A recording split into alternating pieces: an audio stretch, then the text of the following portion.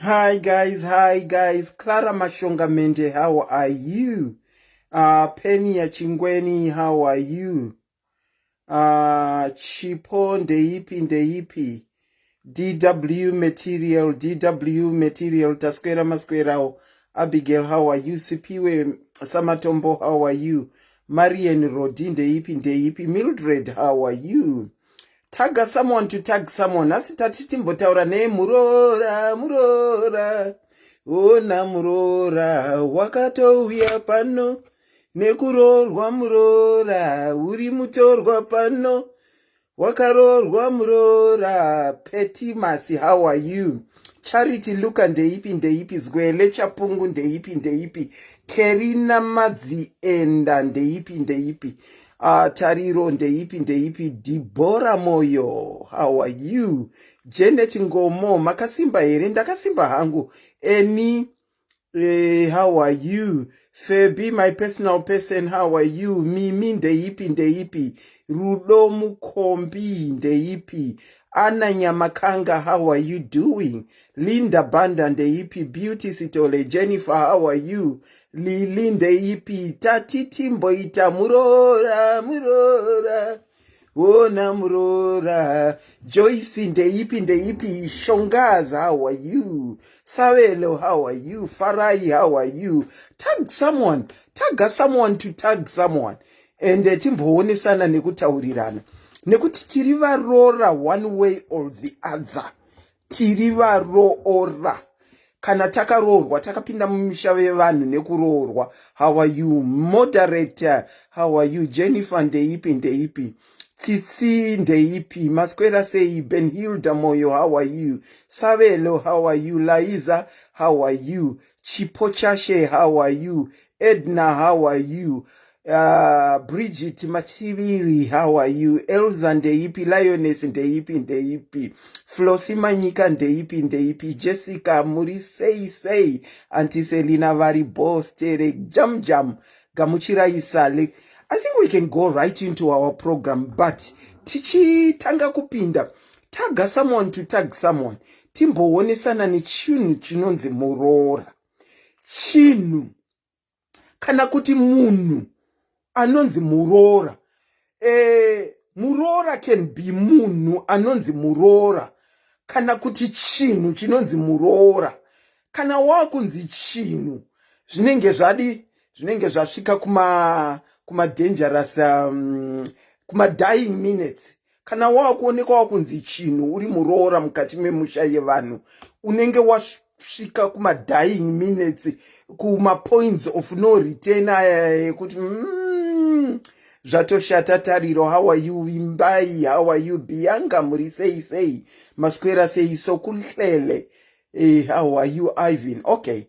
The name is Auntie Selina. As usual, my introduction. I'm your host, your presenter, and your facilitator tonight. Nasi tati timboonesana uye timbodzidzisana. Kana tabarwa, tasvika pa age iya yekunzi taakuwanikwa, tinenge taakukorwa kunzi varoora. Tinopinda mumisha yevanhu sevatorwa, uye hazvichinji ukange waroorwa wapinda mumusha mevanhu. Kunyangwe ndachinja senemu, ndichiri mutorwa mumusha iwoyo, ndiri muuyi mumusha mevanhu. I guess nhasi manheru ndiri kutaura ne so many varoora vari mumisha yevanhu. We are going to be talking about vaya vakuda kuenda kunowanikwa vachinopinda mimisha yevanhu. Remember that no matter what, kana wapinda mumusha mavanhu wakunzi Muroora, uri mutorwa wemo. Ngatichitanga ichi chidai uchibva kwako kwawakaberekwa seMuroora, waroorwa, either maita the proper channel yekuti unonoperekwa, ugonopirwa, kunosiwa kumusha kwomurume wako, uchiperekedzwa nana tete vako, kana kuti unongoita sana Auntie Selina first marriage antiselina vakaita yekutizira vakazoendeswa kunooneswa kumusha kwemurume vakazvitakura rora rikazobviswa haro leta yechitu aiwa vakangoitawo zvinoenderana neculture yeko yengotiwo unongotongororwa makutoita cooking pots. I'm not encouraging kubika mapota, I'm not encouraging, but I'm just telling you as an example yangu inini. Asi still both cultures dzandakapinda ndiri muroora, both cultures ndiri muroora. Wapinda mumusha wevanhu semuroora, uri kubva wakatakurana netwe kwako kwauri kubva. Remember ndati uri kubva wakatakurana netwe kwako kwauri kubva. Chida huroi unohutakura uchingoenda nekwauri kuroorwa. Chida kuwawata unozvitakura uchingoenda nekwauri kuroorwa. Chida kudzikama unozvitakura uchingoenda nekwauri kuroorwa. Unozvitakura zvese izvi. But ndati nhasi semuroora tati timboonesana nekutaurira. What are the do's and the don'ts? Because mukuroorwa kwatiri kuita mazuwano, it looks like we are now taking it way too lightly and thinking kuti because tapane a certain generation things have changed, so you can do yes. Yes. Tida kubudirana pachena. Uye when we phone in, tida kuti tinzwewo kuti imimi pamakapinda mumusha wevanhu, makapinda zvikagoita seiko. Remember there was a day last week that we spoke tichionesana, and this lady came up, called up. Achiti ndakapinda mumusha mevanhu, akano approacha sekuru kuti havanga vakire pano, vanofanirwa kuvakira, anofunga kuti vanofanirwa kuvakira kumusha kwemurume. Tikaonesana zvatakaonesana ipapa. Anditi nowadays varoora vedu vatiri kuwana mazuwano, nowadays varoora wedu vatiri kuwana mazuwano, takuti tsautsirei, kana kuti nditi kuvhengedzera, kana kuti nditi kungwarisa, kana kuti nditi varoora vedu vari kubva vakatakura zviriko kumusha kwavo vachiunza mimisha yedu, kana kuti nditi idzidzo here iri kubva yakupai kuti muende forward like that. Ine handichazivi, ndati ndinombotanga ndanzwa.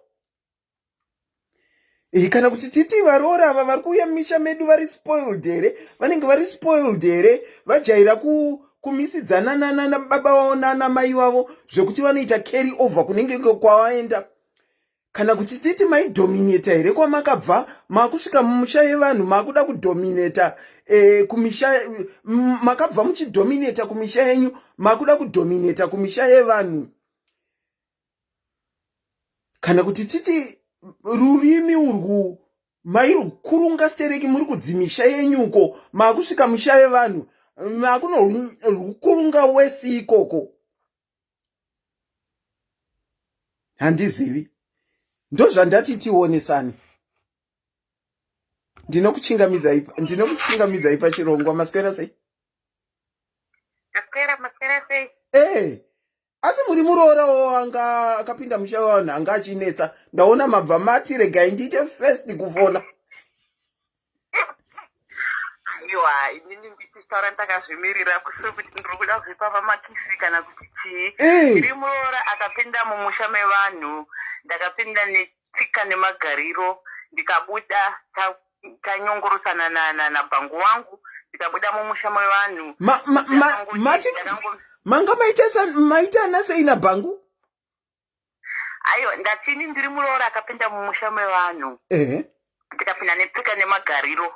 ndikanogara mumusha mevanhu makore andakagara. Tsika dzedu dzatinoziva dziya tsika chaidzo tsika dzedu dzokutorespekta amwene dzokunyarara anyway ndandakaita lakiro kuti ndandakangoendo ndakapinda mumisha miviri asi ndinonyanya kutaura nehwani wedu wekwedu kuzimbabwe. Okay. Ndakapinda mumusha umu ndikangono hangu haiwa mamusiri mumusha manyanyonetsa mami nevanhu vangu vakangozvinyararirawo zvavo. Ndikangosviko ndikangojoinawo clubho ndikangozvinyararirawo zvangu ndikangoplaya role yangu yokurespekta madzimwe yekurespekta vanofanira kurespektwa vese ndikamba ndango vatazonyangurana nabangu wangu like kuti takazorambana ndikangobudawo mumusha imomo netsika nemagariro angu.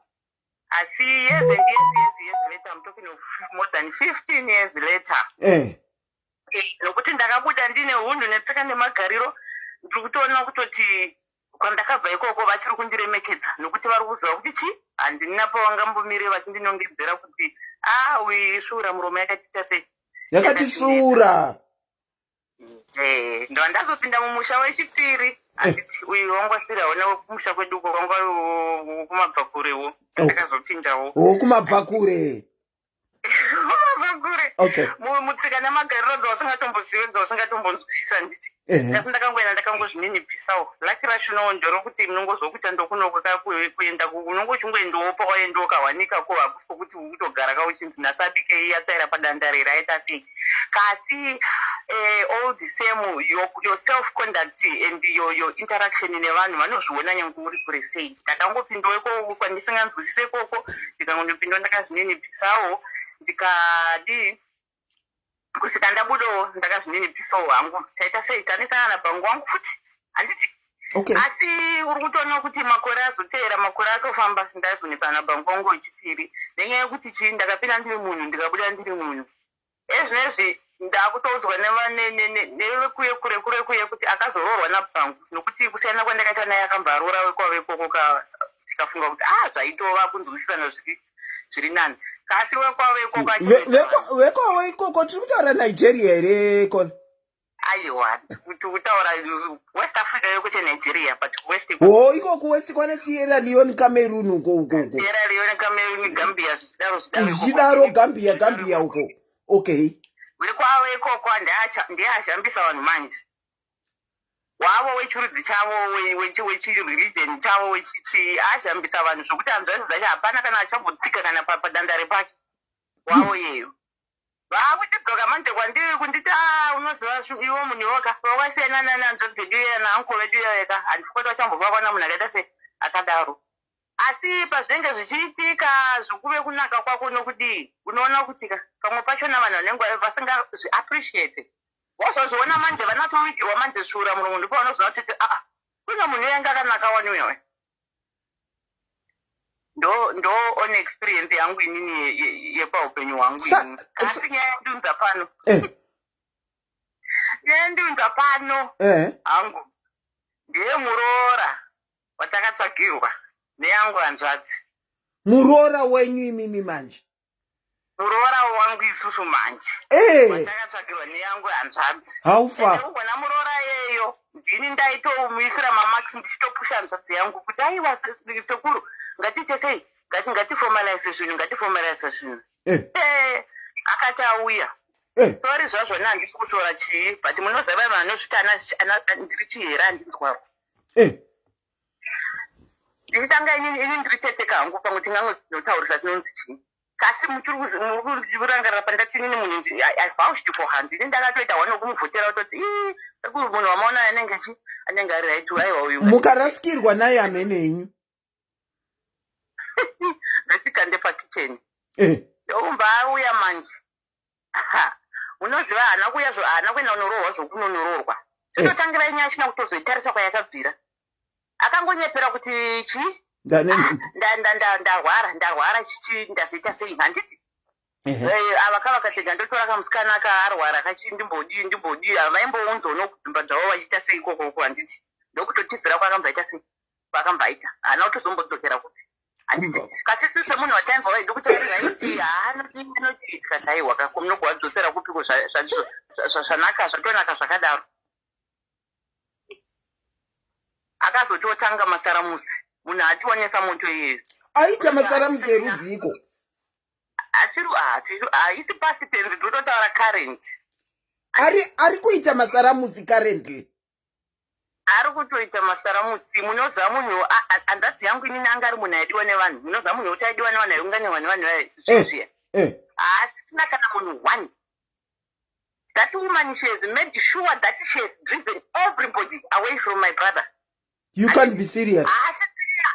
Kana munhu one hanzvadzi yangu asisina kana munhu one anoto ava munhu wangu ava chini nyaya yemukadzi iyeyo unoziva andiseri muri kuona nhamba dzangu ka muri kuona ndiri kudziona inini ndiri munhu anoda vanhu anoda hama dzangu ene takakura upenyu hwenhamuri hwekuti ka ndinoshuvirawo kuti ngatisungudzirwewo tiimpruvhewo kubva patakaita sei patatiri ndisungudzewo mhuri yekwangu nekuti ndataura kuti inini ndakadzoka kandisuka mareturn soldier hasi yangu hangu ndiri kunoku kasi ndakapikira kuti nini ekwandakazvarwa kwachona nini mhuri yangu ndichaita sei ndichasumudzira tichagara upenyu hwakaita sei huri nani kasi ndikakudzai andisenina kuti Muroora yeyu amai vangu dzimba rangu randakavaka inini vakaswaya kuti handitsike papo nenyaya yemukadzi yeyo ko Muroora ari kugara pamba penyu kaka handiti hanzvadzi yangu iri kutaura kuti hanzvadzi yangu tinowirirana kudai zvamunoona kudai kubva ndichipinda muno muchando muno ndiye munhu wokutoti ndototi naye hanzvadzi dhora ndatumira musha chiita chakati chazodai ende munhu akaita se akatendeka wokuti tainazoshandidzana zvokuti ndakatsvaga dzimba dzangu ndikavaka dzimba dzangu ndikatomupa imwe imba hanzvadzi yangu zvezvo kutoti hanzvadzi ndingakutende nei handiti kasi munongoziva zvazvinoita so mudzimai wakanga ainaye wokutanga yakanga iri best friend yangu zvisineiwo pamwana wechituu mwana asati ambokura akamba angoshaya shame handiti muri kuona ashaya kudaro ava vanhu vanga kuzouyo ava vakuya vakadzi vamwe vakuzowanikwa ava asi ari kuona hanzvadzi yangu aine mwana wake musha Muroora iyeyo wani kunoona amai handiti munhu atiziswa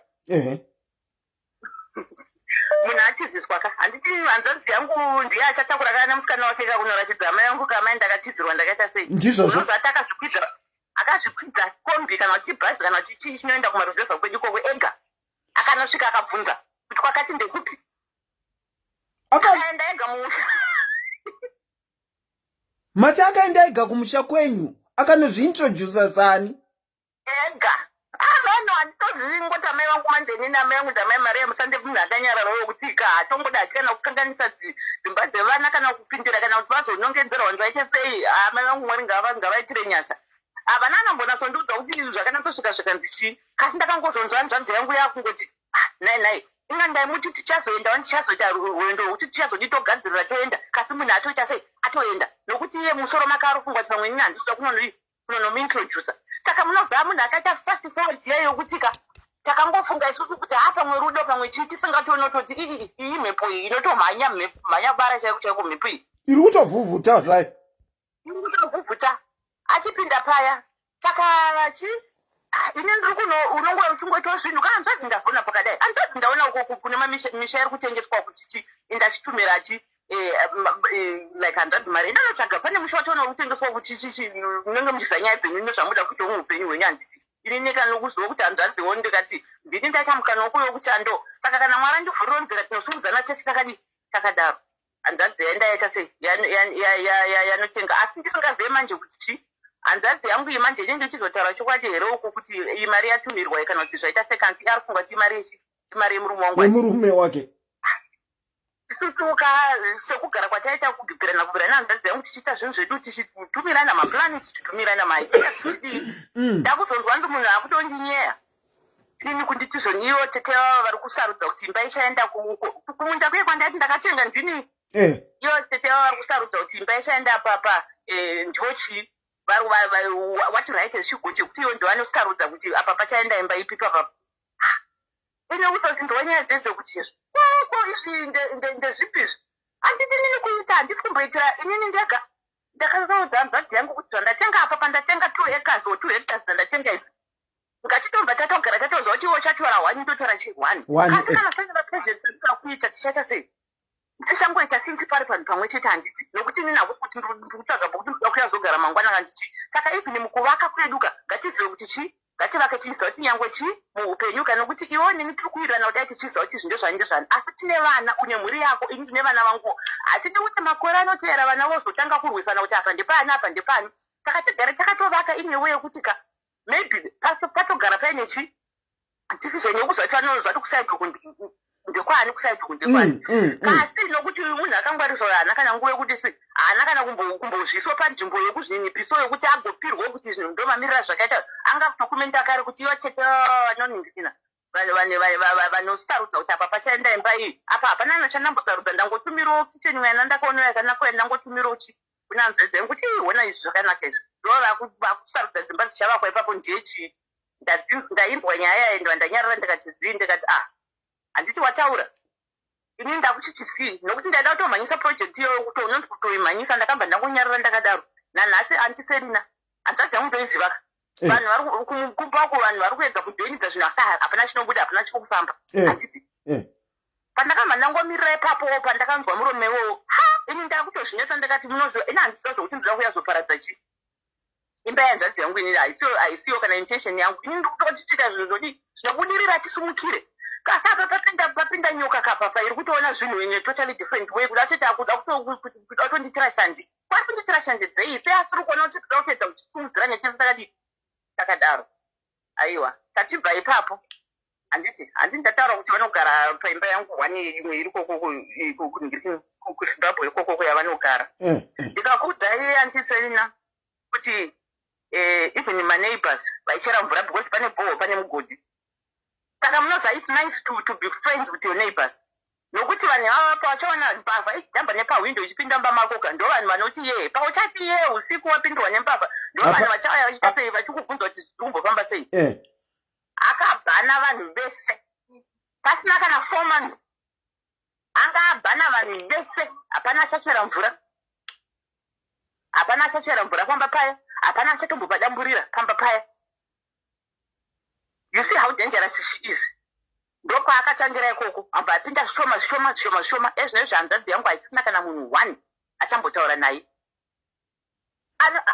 Muroora wekuti izonika isura muromo yokuti izvi amwene vangu amwene vake amai anonowa nyeya inozonzwa nyaya dzakubuda nokurodhi kumaraini asi kutaura upfront anotaura here kana kuti angori mahiesei amunonzwa? aiwa mahiesei inini mahiesei handingati ndiri kuanzwira kure kusara kwezvo zvokuti zvoni angati nyaya amai nokuti haungamboti zvoni ihiesei nokuti munhu anotokudza toti kana muri toti zvinobvunzwa so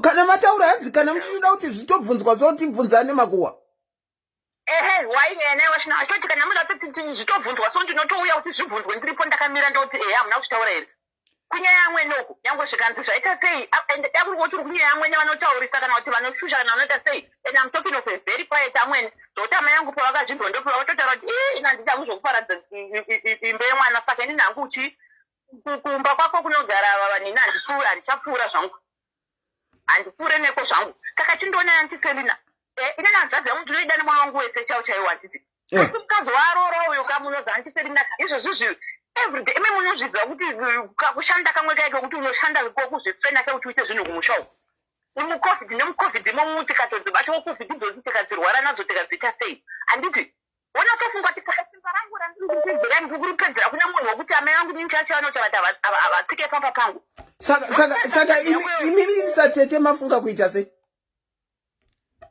inini handiserena pamwe mungatondibatsire kufunga apa nokuti inini hangu inini mumusoro mangu hangu inini ndafunga kuti nanzvanzi yangu ka ndomuudza kuti nanzvanzika munozvisa kuti ndinokuda any day every day whichever but inini hangu ka dai wangu wambotako zvako nemudzimai wako ushu nokuti zvako ezi muda kuti vasuduruke pamba here or what?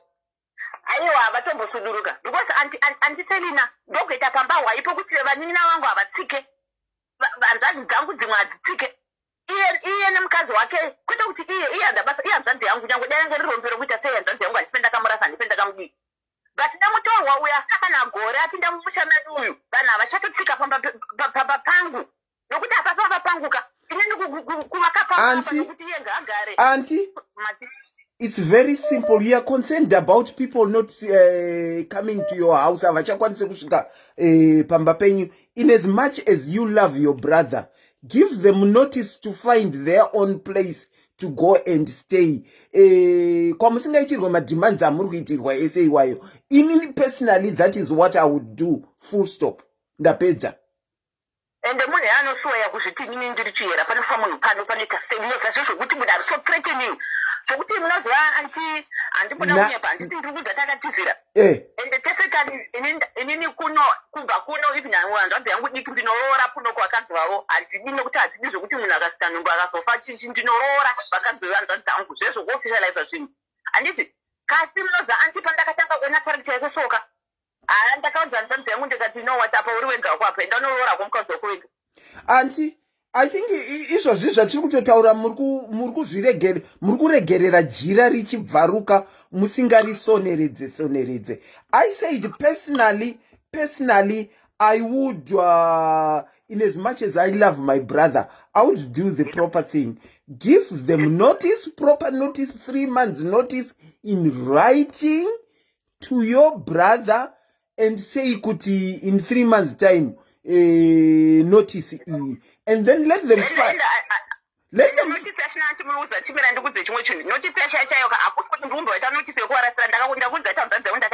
one of my houses saka but ndandamuti chi oraiti upenyu uri kunetsaka imi michigara yenyu apa kwangu kuno kuti chi imi morendesa chi orendesa kumba kwako kuti muite sei muwano wedzero mabasa ako. Okay, and tipe vamwe mukana. Let me just say this. Kana makavapa imba, kana makapa brother imba, chiitai kuti vaende kunogara kumba kwawo kwamakavapa. But amuchasvike ikoko muchitaura kana kutonga mochiva, let them be. Kana mai vaisa ikoko kana musiri prepared kudhila nachihera, inini zvekunzi chihera kana kuti manjenjenje kana kuti chii, inini personally kwandiri hazvi apply. It doesn't apply. Zvokuda kutyisidzirwa nana chihera kana nana manjenjenje, it shouldn't apply. Tete makachangamuka munenge mune kachikoro. It's either you give them notice to go to their house yamakavapa, but do not tonga them vari ikoko. Siyai vaite zvekwava ikoko. Vakatongola kana vatongobuda nepamukuda kutogeza maoko kutotika handini ini ndinongozotekesera nzanzi yangu wakadii zvogumira ipapo handitombodizvo utoti kungoti problem iri ngoitika ndeyekutika kwavanga vachigara kwachionda ndakavako kuri nani handiti tete zvese izvozvo hazvina basa. There is a problem that you feel kuti chiri kuhinda, chiri kutotadzisa mai venyu kurarama, vanenge vachaita BP vakastroka. Zvekwava kwacho kwakashata ikoko, regai vaende vanonodhila nezvekwakashata and they improve that so that the burden is out of your hands. But I'm saying once you let them go ikoko kwacho, muri kuti makatengera imba hanzvadzi, haikonai kuchaenda kuno interfere ikoko. Otherwise mukadaroka takuti ndimi tete from hell. I understand that very well. Thank you so much for calling. Thank you, Auntie Selina. Thank you very much. Oh, tatenda.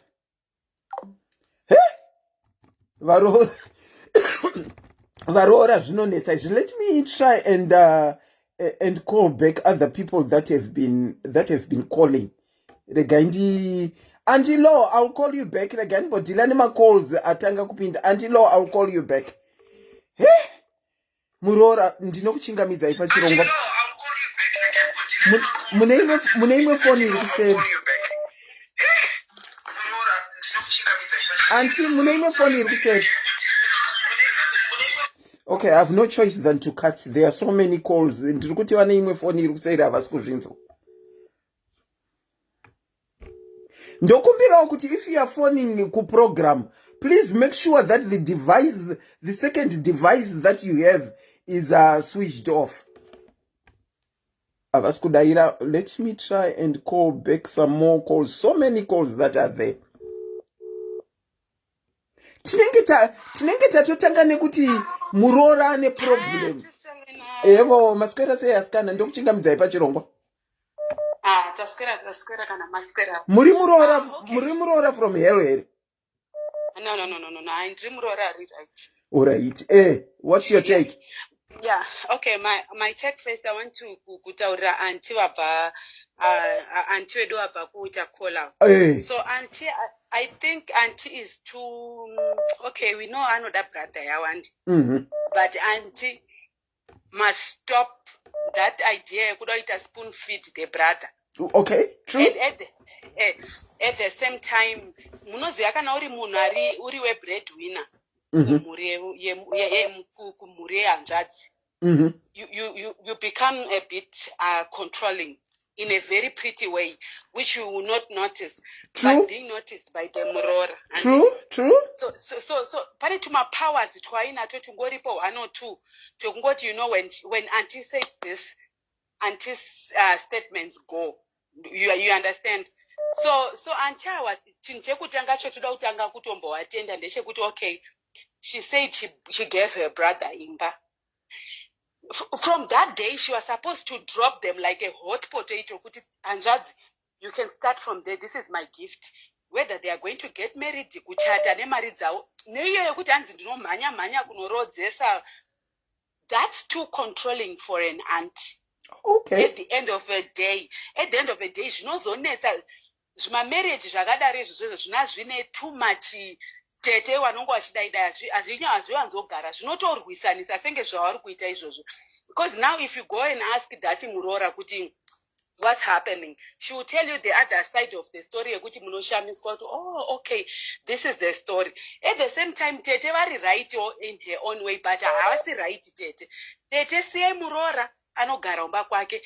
And like what you said, auntie, kuti imi michigeza imaoko monyora netsamba 3 months kune ma-tenants aruko kuti tenants, we now need to come and occupy our rental house yangu achirenta. Whether mumajaradha, whether mukambuzuma kana kuti kumbare, ndavanotanga life yavo kumbare.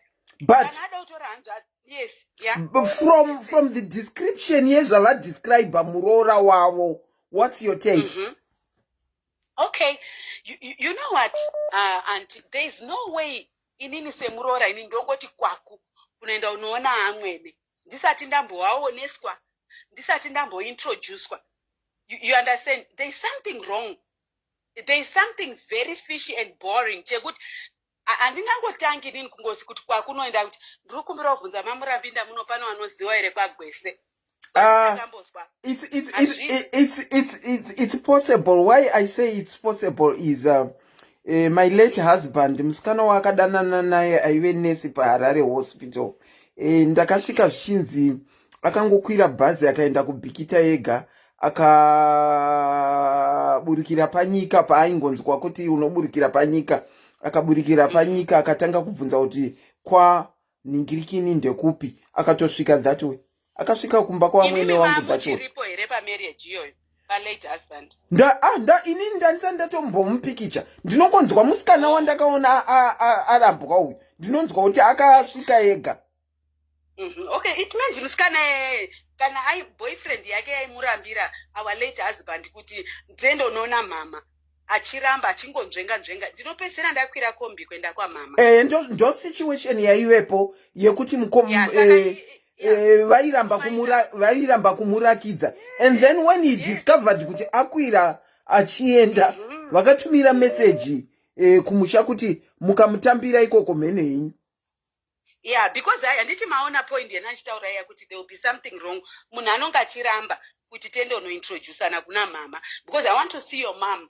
Handiti iyo unongo chingoti handichaenda tozoenda chitatu mazuva achienda mberi. Anyway, iyo tapedza iyo yeMuroora, Tete ngawanyorerane nehanzvadzi yavo wadzoke kumbare kwavo kwanofanwa nogara. Wosiya imba yekubhorodhewo iyo kana kuti kumatatu whatsoever. Okay, yenyu yakamira seimi. Okay, now I'm coming to this thing here. Okay, general ngoti marriage thing kind of ningirikini setup. Vanatete vanonetsa. Vanatete vagara vanonetsa. Ende hanzi nomwe muparidzi. Ukaona waroora breadwinner revanhu, waroorwa nebreadwinner. Let's say ihanzvadzi, and that hanzvadzi is a breadwinner mba imomo. Namwari marriage macho haumugari, hamuna rugari. Kana ustori Muroora akaroorwa akabva kune vanhu, asingagari padhuze nevanhu iwawo, usingazvidzidzisi kunyarara nekuzviitira tunhu twako in a different way. Marriage it's just like munhu ari kurwara necancer asingafi achitambudzika day and night. You understand? So vanatete vanoshusha. At the same time futi ana amweni vanoshusha, especially kana tete ukaona Muroora abhebha kazhinji kacho. Muroora iye said tete vanoshupa, amwene vanoshupa. Tumhuri twacho tunati chunetsa, tunati chidono kunotonga mazonzwa here izvo mazoona here, you know, all those things. At the same time kuna varoora vaya vasina ukwana. Varoora vemazuva ano vari kunyatsodzidziswa chaiko kuti kudzidziswa chibhanditi kuti you know what, mumarriage hamusi mekuenda kuno, it's not like it's a place where you are going to just be playing kana kuti muchasvika muchinhu chinonakidza. Marriage haina kudaro. Marriage inosanganisa izvozvo zvekuti chanosangana natete mabhinya, uchasangana naamai bhinya, iwewo wosvikawo futi uri bhinya, hamugarisani. Kola. Marriage yagara yakaoma. Kola. Ma. Sorry for interrupting. Let me take you back to our what we are talking about. Our title. Muroora. Tirikuti kune varoora vari kupinda mudzimba mumisha yevanhu. Let me use word rekuti vakavhengedzera. Kune varoora vari kupinda mumisha yevanhu vachida kuno override zvinhu zviri kuitwa zvagara zvinoitwa mumisha iyoyo, vachida kuda kunounza zvavo zvavabva nazvo kumisha yavo kuti zvino applya ikoko. Tine varoora vari kutadza kuderera kana vasvika mumusha mevanhu. Vanoita tazigara tinoziva ana tete chinonetsa kana kuti kune vamwene vanonetsa. Kune varoora vari kupinda vachida kuita makwikwi nevemo vanoita uya simukati yenzane sederere. Derere handii munoziva zvarunoita. Ndirega nditore Muroora achitanga kupinda mumusha iderere risati rabatwa rakangomira riri muplate. And then kana razoiswa sadza unofanirwa kusumudza derere rinoita katambo kaya kanoramba karipo handiti kaunotokurunga kuti kaderere handiti wokakata handiti. Zvino pane vamwe varoora vari kuti kana vapinda mumisha yevanhu tavaritora sederere vari kusimudzika sederere riya handiti. Vochitoda kuramba vakamira pamusoro ipapapa pekuti havakate zvinhu zvavakabva nazvo kumisha yavo, kupenga kwavo, kuda kutonga kwavo, kuda kupa maadvise avo. Saka tinoda kunyanyodhila nenyaya yeMuroora because vana vari kuroorwa vachipinda mumisha yevanhu mazuvano vanetsa. Saka varoora wakadaro ivo vanosvika vachisvika unotonga munyika mumba mausingatombozivi uri muuyi wavo, haupagaripo. You don't deserve to be there in that family because watouya unoputsa mhuri yevanhu. Saka varoora ivavo vachagara varungochinja misha nekudyawo mari dzemaroora nanamai yavo. Kuri kunzi munin'ina wenyu Muroora, manotisa kuti Muroora aenda kunobvoronga zvinhu zvekuti anytime anogona kungodzoswa achinzi jira renyu iguru hatigone kuripeta. Mandimambonzwa vanhu vanodzoserwa kumusha kwavo. Kuna vanhu vanodhiserva kana kuti vakatombodzoserwa kumusha kwavo ukaona watorerwa jira iri handiti rakadai so jira, ndine jira pamberi pangu, probably imi hamusi kuona. Wavhoronga zvinhu kumba kwevanhu, watorwa waendwa newe, vaenda nejira, vonoti jira renyu iguru hatigone kuripeta. Zvashata. Ari munin'ina wakadaro maybe munombotanga muchataura naye kana iri mhuri yakakwana ine munin'ina wavo waenda kumba kwanhu kunovhoronga. Pekutanga kana ari munhu anonzwa mukanotaurirana naye maudzwa problem, muna makutowirirana naye kuti handiti unoona kuti une problem yakati ende uri kunokonzeresa zvakati. Mukaona ataurwawo naye asinganzwi, pamba pacho haatombopagari 3 months chaidzo haadzisviki, inonga ingori hovyo, anotodzingwa ende anotopabva ega. and nyangwe sisi notombatsira kuti chibvako vanhu vaone kuita zororo because uri Taliban chairo. Ndopashoma pangu Antiselina. Thank you. Warora futi tinotonyara ukaona uri muroro wekuti wobva wati uri muroro wemustriti wobva unoita zvekustriti nei zvichabuda dzimba hazvichaite. Tapiwa besta sauti. Tapiwa besta sauti. Unfortunately, I've suspended you from this live for some minutes. Tapiwa besta ndambokususpenda for comment yako yawaita iyoyo. Ndambokususpenda. Tinotaura nenyaya yevarora. Uri murora. It's unfortunate when you talk tichitaura neprogram. You will never find anyone anouya achiona up story iyoyo. Nekuti ine zvakashata zviri mairi. Ndinokuchingamidzai pachirongwa makadini. Triped makadiwo Antiselina. Murora. Anosvika mumusha mevanhu. Antiselina inini ndiri murora. Ndiri murora. Tinoda kumbotaurawo like ndichida kutaura nezvabva kufona vanga vachitaura nyaya yekuti zvoni pane unonzwa vana mwene kana vana tete banonetsa. Antiselina zvakafanana nekuti inini ndiri murora. Ndakarorwa zvakanaka, ndikapinda mumusha zvakanakisa, vamwene vakanditambira zvakanakisa. Nditoriwo munhu ari right zvekuti uchitoteerera zvese. Asi Sorry caller, hold on. Sorry caller, hold on. Rebecca Badza, you are next. Thank you. You can go on. Yes, ndakarorwawo zvakanaka. Asi Antiselina unotosvika uri munhu ari right zvekuti uchitotiwo kana vakatosvika pamba pekuti vanodya nezvibhakera. Munotodyawo nezvibhakera zvakanaka uchitedza mutemo. Asi ava vana tete vanotichinja. Auntie. Imi makambopinda musituation yakadaro here kana makapinda zvakafamba sei? Chii chakazokupai kuti muzochinja? What situation were you in yakakuchinjisai? Zvekuti taigara naamwene. Tichigara naamwene pamba. Ndaitiwo ndakatadza semwana mudiki, ndakatadza chidiki. Avo vofonera kana kuti vana vavo. Vachiti aiwa murora azodai, maspoon apera pano chaka every day. Varora vana tete pavanouya. Votangoenda next door. Votanga kunonyeya. Kandi vodzoka mumba vokutukirira kunge saskam chairo.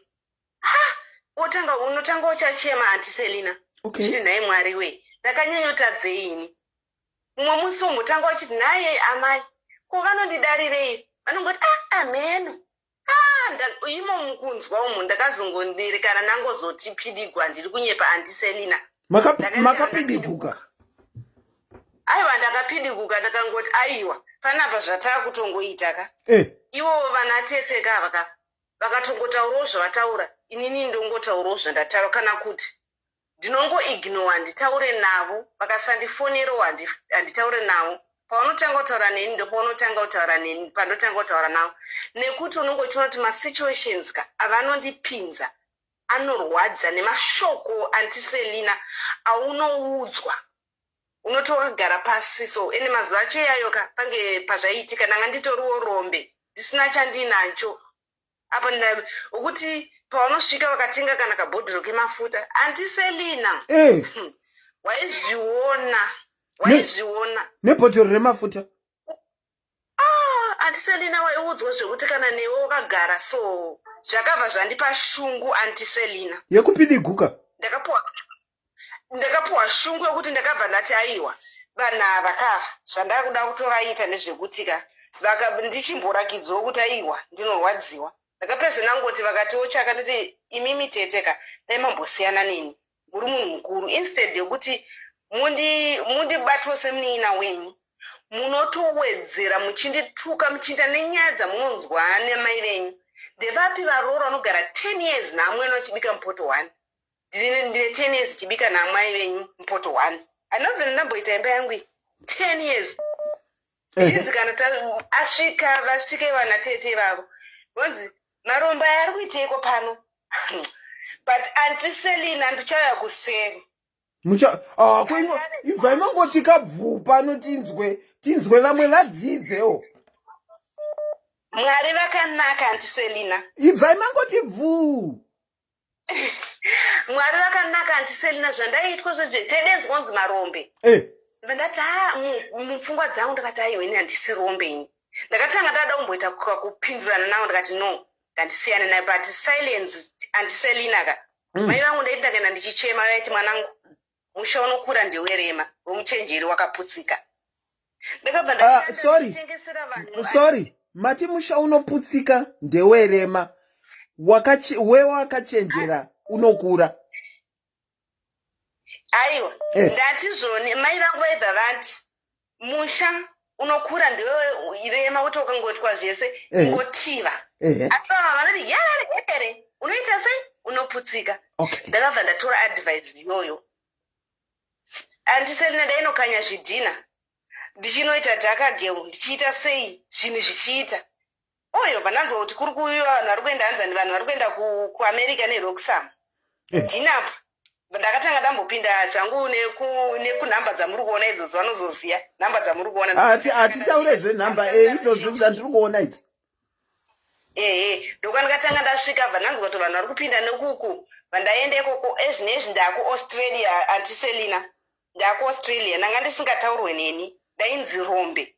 But ezvinezvi ndakutova vakafona ndobva ndatoti makadini kunge vasina kubvira kwambonditadzira. Saka inini ndida kutaura kusaidi dzevaya vanopinda vachida kuoverrida mumusha mevaridzi. Hapana munhu anoda kuti chero izvezvi kana inini pangu pandiriwo panapa kuti munhu osvika chokwadi onditsika aiwa handibvume kana Auntie Selina. Saka inini chandinokurudzira hangu ndechekuti kudzikama chinhu chakanaka. Vana tetewo nekusaidi vachiregedzawo kuita override varoora. Because the moment unoramba uchimutokonya anopesa aita gindagoria kuita gun foster chairo. Naikola ndimbobvunzawo. Iro wedhi rinonzi gindagoria zvinomboreva ichi? Gindagoria rinova nhubu Auntie Selina. Muraiti. Ko gun foster. Saka vana tete ndizvo zvangofanana kuti munhu chingori chindururani. Right, okay. Saka vana tete ava sometimes vanochinja vanhu kuti vazoita mandururani. Saka chandinongoda kutaura ini ndakazobatsirwa nekuti ndakabva ndazodzika hangu nekuti uri mumusha mevanhu. No matter what ingotiva. Ndozvandingade hangu kutaurawo hangu. Thank you so much for even opening up and saying kuti makambomira mukatsika madziro mai vachitodzora mukazoteerera zvaitaurwa namai kuti uri mumusha wevanhu tiva hapana chaunobva. Thank you so much for owning up your story. Maita basa. Okay. Tatenda zvedu. Ava vataura kuti haneni ndakatombomisidzikawo ndikamirizika ipapo. Let me phone Auntie Londa wandati ndinowafonera back. Let me call. Where are you, Auntie Lo? Let me call you. Ndokumbirawo kuti tishotene nyaya dzedu.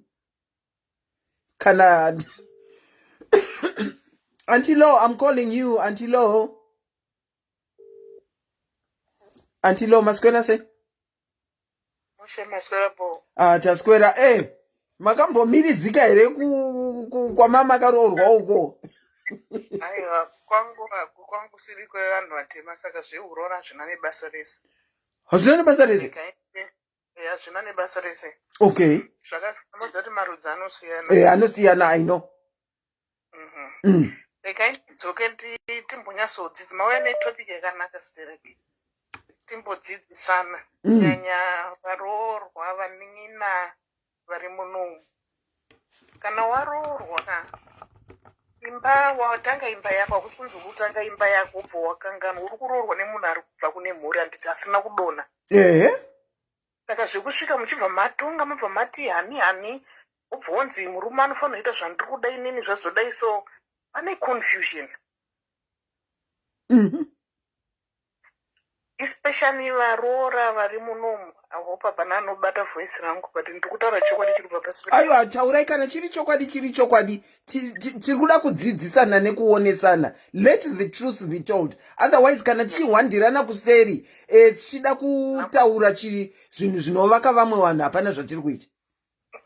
kana waroorwa wasvika pamba pevanhu waitambirwa semuroora unosvika wodzika mhau semuroora uri kukura uri kutanga imba yako. Yes, muri kutanga imba yako nemurume wako, but it doesn't necessarily mean kuti izvo waubva wakata vamwe vanhu vese imba yako muri two. Hapana zvauchada, pane zvaunofanira kutombodzidza zvemufemini. Panoti ubva ungoramba wati iwewe ndiwe wabreadwinner, murume waroora anofanira kuita sanandini, teerera inini kumba uku kunokatwa. Inini surprisingly mai vangu hapana muroora wakagara naye. Varoora vese vakaroorerwa munomu, but varoora vemunomu kana kuti British passport, they forget who they are and tend to be wild. Vari vekumusha futi? Vari vekumusha. Okay. How, when you say they tend to be wild, what sort of things zvavanoita zvamungati they tend to be wild? They haven't got any respect yekuti ndi amwene. Chavanokudza kumba kwavo kwemurume hakuna basa. And they try to be a little bit educated kuvhara as if they're educated, but they're not really educated. Alright. Love inongoda kushoyewa kuside kwake ndokunofanira kunge kune love, but the other side hakuna. Saka vantenga vachitozviita muchiona here zve-lack of love kurimwe side vachida rimwe side? Zvino zvounotopedzera waona kudzamara mai vakafa, baba vakafa. So I had ndini ndasara ndiri tete one. I don't talk. Inini I just look at you and just ignore you. But umwe akazorwadziwa azofirwa kwake manje ndopa akazonziva kuti kwaunoroorwa kune kwaunobviwa. But varoora vazhinji vemuno mukadai mumbonyatsobata varoora, especially vari munomu vari abroad. You changing unhu hwenyu just because you are abroad. Muri kuzvinzwa here varoora vari abroad? Vari kuana South Africa naBotswana naMozambique nanaAmerica. Hanzi muri kuchinja unhu hwenyu because maabroad. Ndo zvamuri kuita. Hanzi muri kuleka respect. Because imba haisi kunzi zvawaroorwa haiwane imba yako nemurume wako, yes. But don't lose that respect wakasvika mumba mune munhu akazvarwa haana kudona. Asi vari kumusha zarwa katakaita ka anti asi vari that bond. Asi vari kumusha wacho vanenge wesika pakuleka respect yacho. Vari kumusha uko vari wesi. Inini handisandaona vari kumusha vese varoora vangu vari kunoku. Handisandaona hangu vari kumusha, but hey, vakusura you.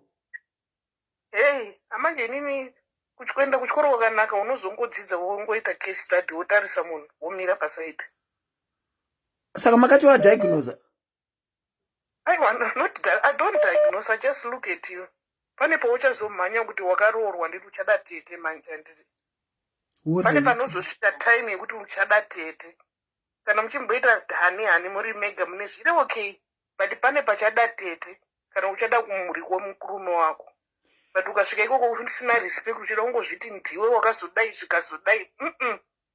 Asi besides respect pane zvimwe zvamuri kupika here zvamunoona kuti izvi handizvo izvo? Mari haina nebasa rese. Mari in life, mari haisi chinhu. Unobata mari yakawanda, but mari haifeka kutengera paracetamol uku kubikira kapeti. Regardless of mari yawabata, say you have to be nice. Alright. Usazongotarisa kuti zvaitikira kusaidi kwenyu unobva wamhanya ubva wotaita gadzira. Ukatarisa tete ndobva ndatarisa tete Selina vari quiet. Ndobva ndatojaja kuti tete Selina havana, but tete Selina vanoratidza sefuta, but zvese vanazvo. Pakazongoti chakati munotozoshamisika kuona kuti ka munhu watomboti anongogara achingoti handina, but zvese zvakarongeka. Unotozonzwa kuti munhu apa airport agadzirisa aenda. Zvakangoma. Pane kamwe kapride katinako sokuti taakushaya unhu hwedu just because ndamu British kana kuti ndamune profession yakati ndazoenda kuuniversity, but tichiri vanhu. Auntie, is it all about education? Inini ndiri muno sa Auntie Selina.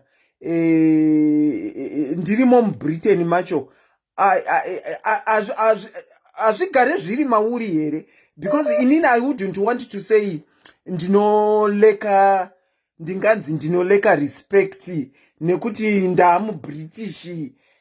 zvinenge zviri mumunhu izvo. Mozeti chinenge chakukanganisa kuti muno mukadzi munhu handiti kumusha mukadzi ari pasi pemurume. Kana munomu akuzvionawo semunhu. Akuda kuita zvese even kana asina kuenda kuchikoro kungobatawo kadhi munhu achiita zvese. Takuchaya unhu hwedu. Mati kumusha vari pasi pevarume anti mune shuwa nazvo? Kana kuri kumusha ndito ikudza vakadzi vari pasi pemunhu wongoti baba chakati vamwe havasenzi, murume ndiye anoita zvese, kana kuti murume ndiye anotosenza basa pamusoro achikiyakiya achigadzisa, but kunoku is different. Vakadzi they earn more than varume. Pane kamwe kaunhu katiri kuleka so. Can we not say it's home and away? Ndisandati zvekuzimbabwe ndingataura because ndagarisa straight munomu, ndiri kuzvionera munomu, saka ndobata zvekunoko. Okay, all right, fair enough. Thank you so much, Auntie, for your contribution. Auntie, vari kubata zvavari kuona kuno nevaroora vavo vekuno kutika hunhu. Yeah, kakuleka, whether it's because vari muBritain here havazivi zvekumusha havangataure nezveko because havako. Thank you so much, Auntie, for contributing. Ndinokuchingamidzai pachi. Yo, ndionereiwo munhu wandadaira. Ndiri kutoti munhu ari kuuya paprogram zvemene. Regai tivakati. Ndinokuchingamidzai pachirongwa maswera sei.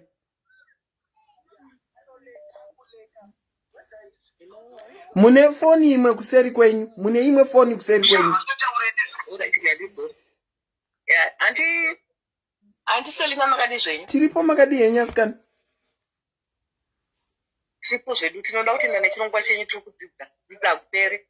Inini ndaida kutaurwa ndakamira ndichiti hakuna munhukadzi asiri tete.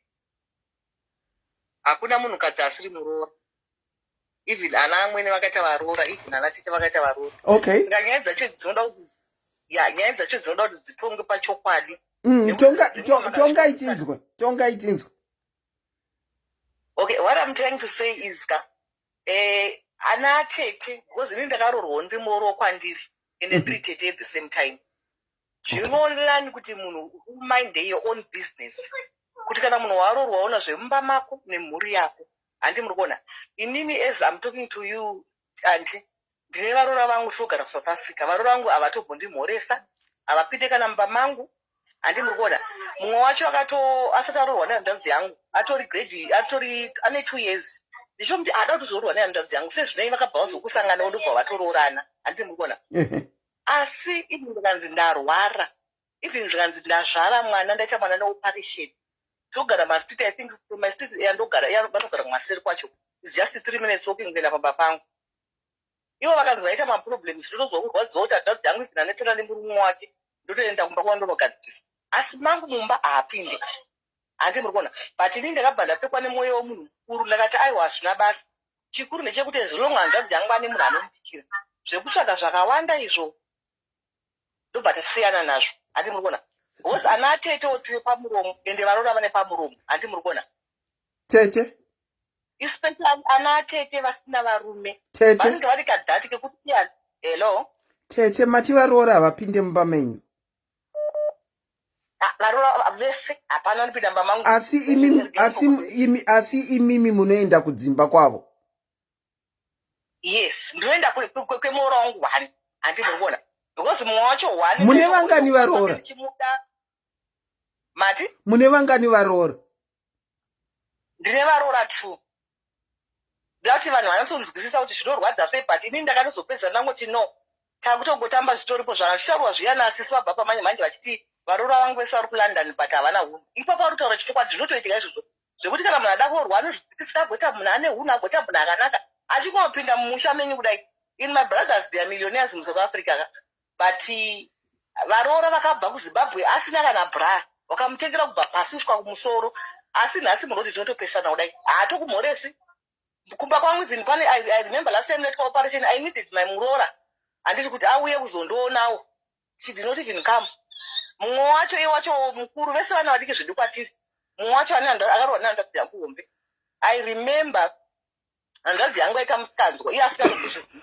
takatoenda tinorwisana negirlfriend takanorwisana negirlfriend yehandadzi yangu takatonoirova tichitoda kukudzaiba handadzi yangu atichitoda kuti handadzi idazorora mumwe munhu iye asingatombozviziva takavarora vatakapiwa havana basa nesu but at the end of the day zvinoda kungosiyana nazvo as long vane family yavo ita zvinhu zvavo nekuti kwaakakurira neunhu hwake hatihuzivi. Kola pane zviri kundinetsa. Mune varoora vangani vari ikoko? Ndine varoora vaviri ndiri hanzvadzi mbiri. Mune varoora vaviri mune hanzvadzi mbiri. Varoora havapinde mudzimba menyu. Imimi ndimunowirirana nemuroora 1. Mati hanzvadzi dzenyu dzine mari yakati ndokumbirawo muri kundifonera kana mukandifonera direct on ndichiita live inokata zvinhu makomana. Sorry, not imimi, hold on please. Ndokumbira ndanda kuti ichakata. Ndokumbirawo kuti musandifonere panhamba yamunoziva official number ndo yandiri kuitisa live. Saka ndati ndine zvinhu zviri kundinetsa. Mati hanzvadzi dzenyu ndamamilioneya kuSouth Africa kwamuri uku ende varoora venyu havapinde mudzimba menyu munenge munoti wiriranei nemuroora 1. Is there something that happened chakaitika kuti muzotadza kutaura nevaroora venyu? Chii chakaitika? Because kuti mupindidzane mba panofanira kunge pane chakaitika chinokutadzisai. Hazvingangoita from nowhere. Ipapo muri right. Zvakaitika nezvekudai so anti hanzvadzi yangu aiuya kumba kwangu obva ataura kuti mukadzi wangu handichamuda haamhorese vanhu nehadi hama mukadzi wangu zvakati ane nungo zvinotopinzi. Saka ini ndakagara ndipo tete vakati ndiromirira muroora wangu edha ndotaura naye kuti hatitaure naye handiti nekuti kana ndakada kuti ndifure hanzvadzi yangu choro mwe mukadzi vanozoona moto vazukuru vangu nekuti mastep madha kana akazondawe vana vanotapudzika. Saka zvadaro paipaika ndopandakatozozwa nesista yangu ichiti muroora akarwa nezuo nemurume wake meaning hanzvadzi yangu zvichinzi iwo paunoswera natete unosvika kubato vatanetsana ende for which inini pese pandiendi naye ndiye ndichiedza kutoumbiridza imba yake kuti hanzvadzi yangu ita zvinhu zvakanaka kura dzorodzeka pakati nepakati ndinoda kuti urambe une mudzimai wako. Saka zvakazoitika nezvekuti ndaudzwa zvinhu zvakatauka muroora wangu ndobva ndazoenda kumba kwavo. Ndaenda kumba kwavo anti ndakatikwa kubva pasi kusvika kumusoro zvikanzi muri hure tete muri muroi makaipa makadini pakazara matenenzi moziva zvemazimbabwe nzekuti munhu unenge uchigara pamba 1 yemurungu pamwe muri 50 muri papo kana kuti muri ma30 tenenzi ndigotukwa kubva pasi kusvika kumusoro. Handi muri kuona kutosvika moda akatondirwisa kutondirova munozwa kuti even akadaro kana ndangoti mwari ndiye anotonga munhu kana nhasi mwoyo mangu ndakamuregedza ndakati handina basa nazvo. Akaedza kudzwa nehanzvadzi yangu bhozi yanga iripo zvikanzi iwe ndiye akatozvibata zvikanzi iwe tete waunotovengawa ndo watori tete vari right. Ini pese pandie ndichoti navo vanenge vaitodzidzisa vaitotaura zvakanaka pamusoro pako hapana musi wakambotamba mudzimai wako. Handi muri kuona then from there handidi kunyeberai haana zomboda kutaura neni now it's more than 13 years asingataure neni. Handi muri kuona then mumwe wacho uyu ndo wandaita ndakamuziva ane 2 years handiti nanhasi akatorwa nehanzvadzi yangu ndiye kuti even akatouya vanenge vakatopaka mafodring akatogara motikari panze haapinde mumba mangu. Saka zvakazoitika nezvekuti sometimes zvimwe zvinhu zvoitika for a reason. Ndobva ndazodzwa chinzi iye wacho wandaita ne2 zinatorwa nehanzvadzi yangu ndobva arwa nemurume wake vakutosvika pakutorambana mwoyo ndobva warwadza kuti zvinomuroora wangu akaramba nehanzvadzi yangu. Ndobva ndaenda kubva ndatokatsvaga muroora wangu iye muroora wangu uri kupinda ndobva ndaenda kwangari ndakati kochii chakaitika ndobva ndanyengetedza hanzvadzi yangu bhozi hanzvadzi yangu angotodza kuti hasivo interested nemukadzi auda kuramba mudzimai. Ndikati musadaro kana ndambai muri mese plus vachiri muchiri vana vadiki zvozoita sepa vana kusvika vakabva vazoenda izvo vakutogara vari vese mumba mavo. Handiseti as I'm talking to you now pamba pangu pandotogara muroora angatosara akagara mumotikari hanzvadzi yangu ichipinda mumba mangu ichiti mhorisana vana ichitarisa iye haapinde. Munenge maakutaura inini ipapo mati ipapo ndati munenge maakutaura inini because yaiitika pane umwe tete wandaiti tikaenda vakomana pane umwe tete wandaiti tikaenda ndinoburutsirwa kubridge ndinosara ndakagara kubridge vonoona hanzvadzi yavo kana vadzoka yaive step sister vonoona step sister yavo kana vadzoka ndokwira motikari toenda kumba. Endererai nyumbeni.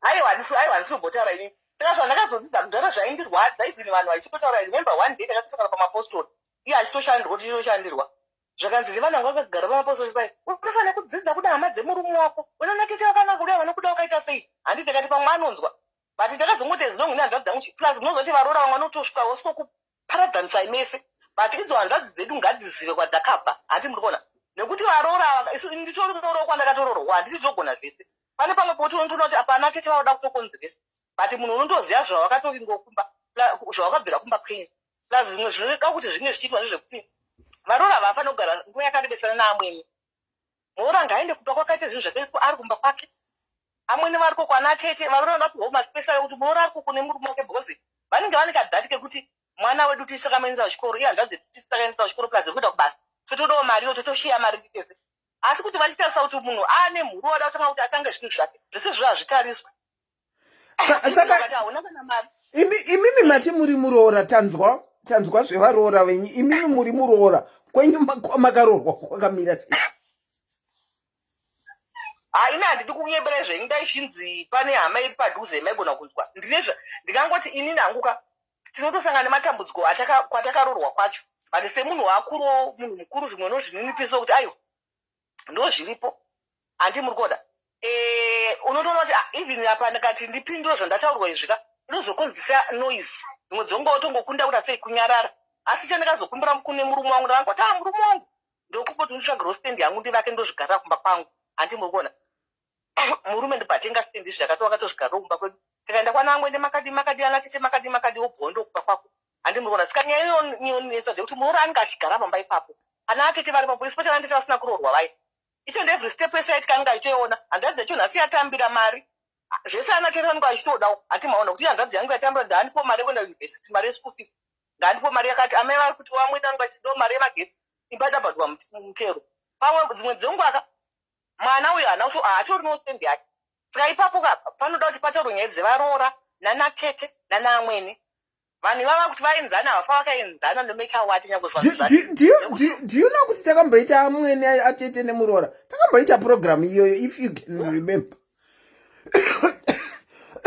takamboita program iyoyo varoora venyu zvino muchawadzana kana zvaita sei kana kuti vachapinda mumba menyu kana zvaita sei naitete hamugone kugadzirisa here satete kumbonzwa kuti vanotadzirei kupinda mumba menyu munoziva I remember last time muroora wangu ndakatobvumba Zambia tete ndakarwadziwa ndobva ndaona Zambia rera ndakapa muroora wangu ndandakatorigirwawo navamwe kuti vatogara navo pamba vakaine 6 meters ndobva ndacheka 2 meters vandamupa ndobva ndasava ndire 4 meters ndezvekuti jira ringe rakatekwa kure kwauti ndozoti ndojira rangu ndandakaita sei ndobva ndaona rakapfekwa nemumwe mukadzi mustreet ndobva ndazoti kune mukadzi wepamusoro wepakufanana kwemachira ko jira renyu makariona kuti ndizoshinzi ndakapiwa namainingi akabva ndazare muroora wangu uye ndakarwadziwa tinoedza kuita zvinhu zvakanaka pamwe tete tichadzousingasvike unokwanditori kuti nda kuti even handitokanzi warwarirwa unotoya kutozopuwa nevatorwa handiti handadzi dzinoona kuti uyasidzedzeka nevakadzi vacho vatorwa ndonitoya utokuona handi muri kuona ende dzimba dzavo kuti dzinge dzakatomira tisu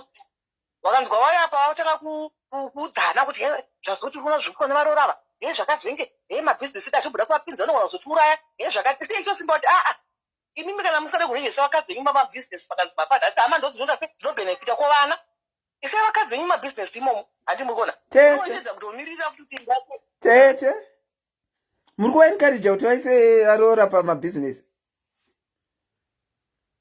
ndizvo ndakatoataura because ndinoza zvoitika ndezvekudaisoka mumba vanhu vanosiyana vamwe vanoshanda vamwe havashandi kana akanzi ati dhini asi hama dzinongomhanya ndozobhenefita handi muri kuona isusu hama tisitotobhenefita vana vosora vachitambudzika ndimaona saka ndikavaudza ndikati aiwa nyangwe zvanzi vaita mari yakawanda sei vakadzi venyu vaiso mumabhizinesi zvikanzi aiwa kana vanozotiuraya hati muzi vanozotiuraya like last time muroora wangu wakatopisa hanzvadzi yangu neboiling keto wanga vanetsana kubva kwavo ndobva vabholisa mvura murume ari kubholisa mvura yekuti abike sadza ndobva anzi kupi hati munoona akupa mvura yazvimba adi vanhu vese family vakati vapindira vakatogura gupu rake zvikanzi ngaarambe muroora ngaende kumusha kwake zvakaita almost 2 weeks zvichinetsa but at the end of the day ndakatozonyaradza mugupi mumwe ndikati guys hakuna munhu asingatadzi wonguti arwadziwa kuti hanzvadzi ndiyapiswa but kuti apiswa angaita sei handi mukona hatipokaaikudzira kuti muroora zvaita zvakaipa kuti zvakanaka zvakatoipa asi isusu kana takuti mba ndeiparira kuti kukanganisa handi mukona inongoparira mangwana obvarura futi kwemukadzi mangwana futi obvarura futi kwemukadzi nekuti chiri nemuroora haicharegedza kutongoramba achitogodaro saka takaramba takatomira izvo zvandadzidzo dzinaropa vedu vakadaro ivavo vachitori vese kana akaya kuno achichema mudzimai wangu adini azodini ari kunzi ane boyfriend adi tinotoramba takakumira saka ndiri kuti ana atete nevaroora mukati umuka ngatite zvinhu zvekuti vanhu tinoumba dzimba dzihanzvadzi dzedu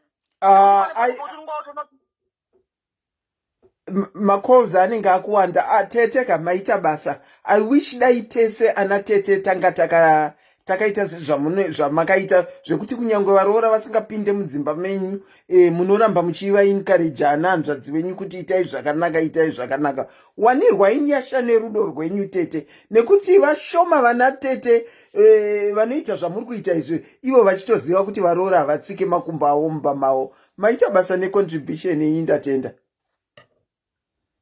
Okay, and thank you so much. Reganimbodzosera makolo aripo. Imimi vanhu muda kundifurira kwai taurai nyaya yenyu. Vatsika mugarden mangu ndinozviziva.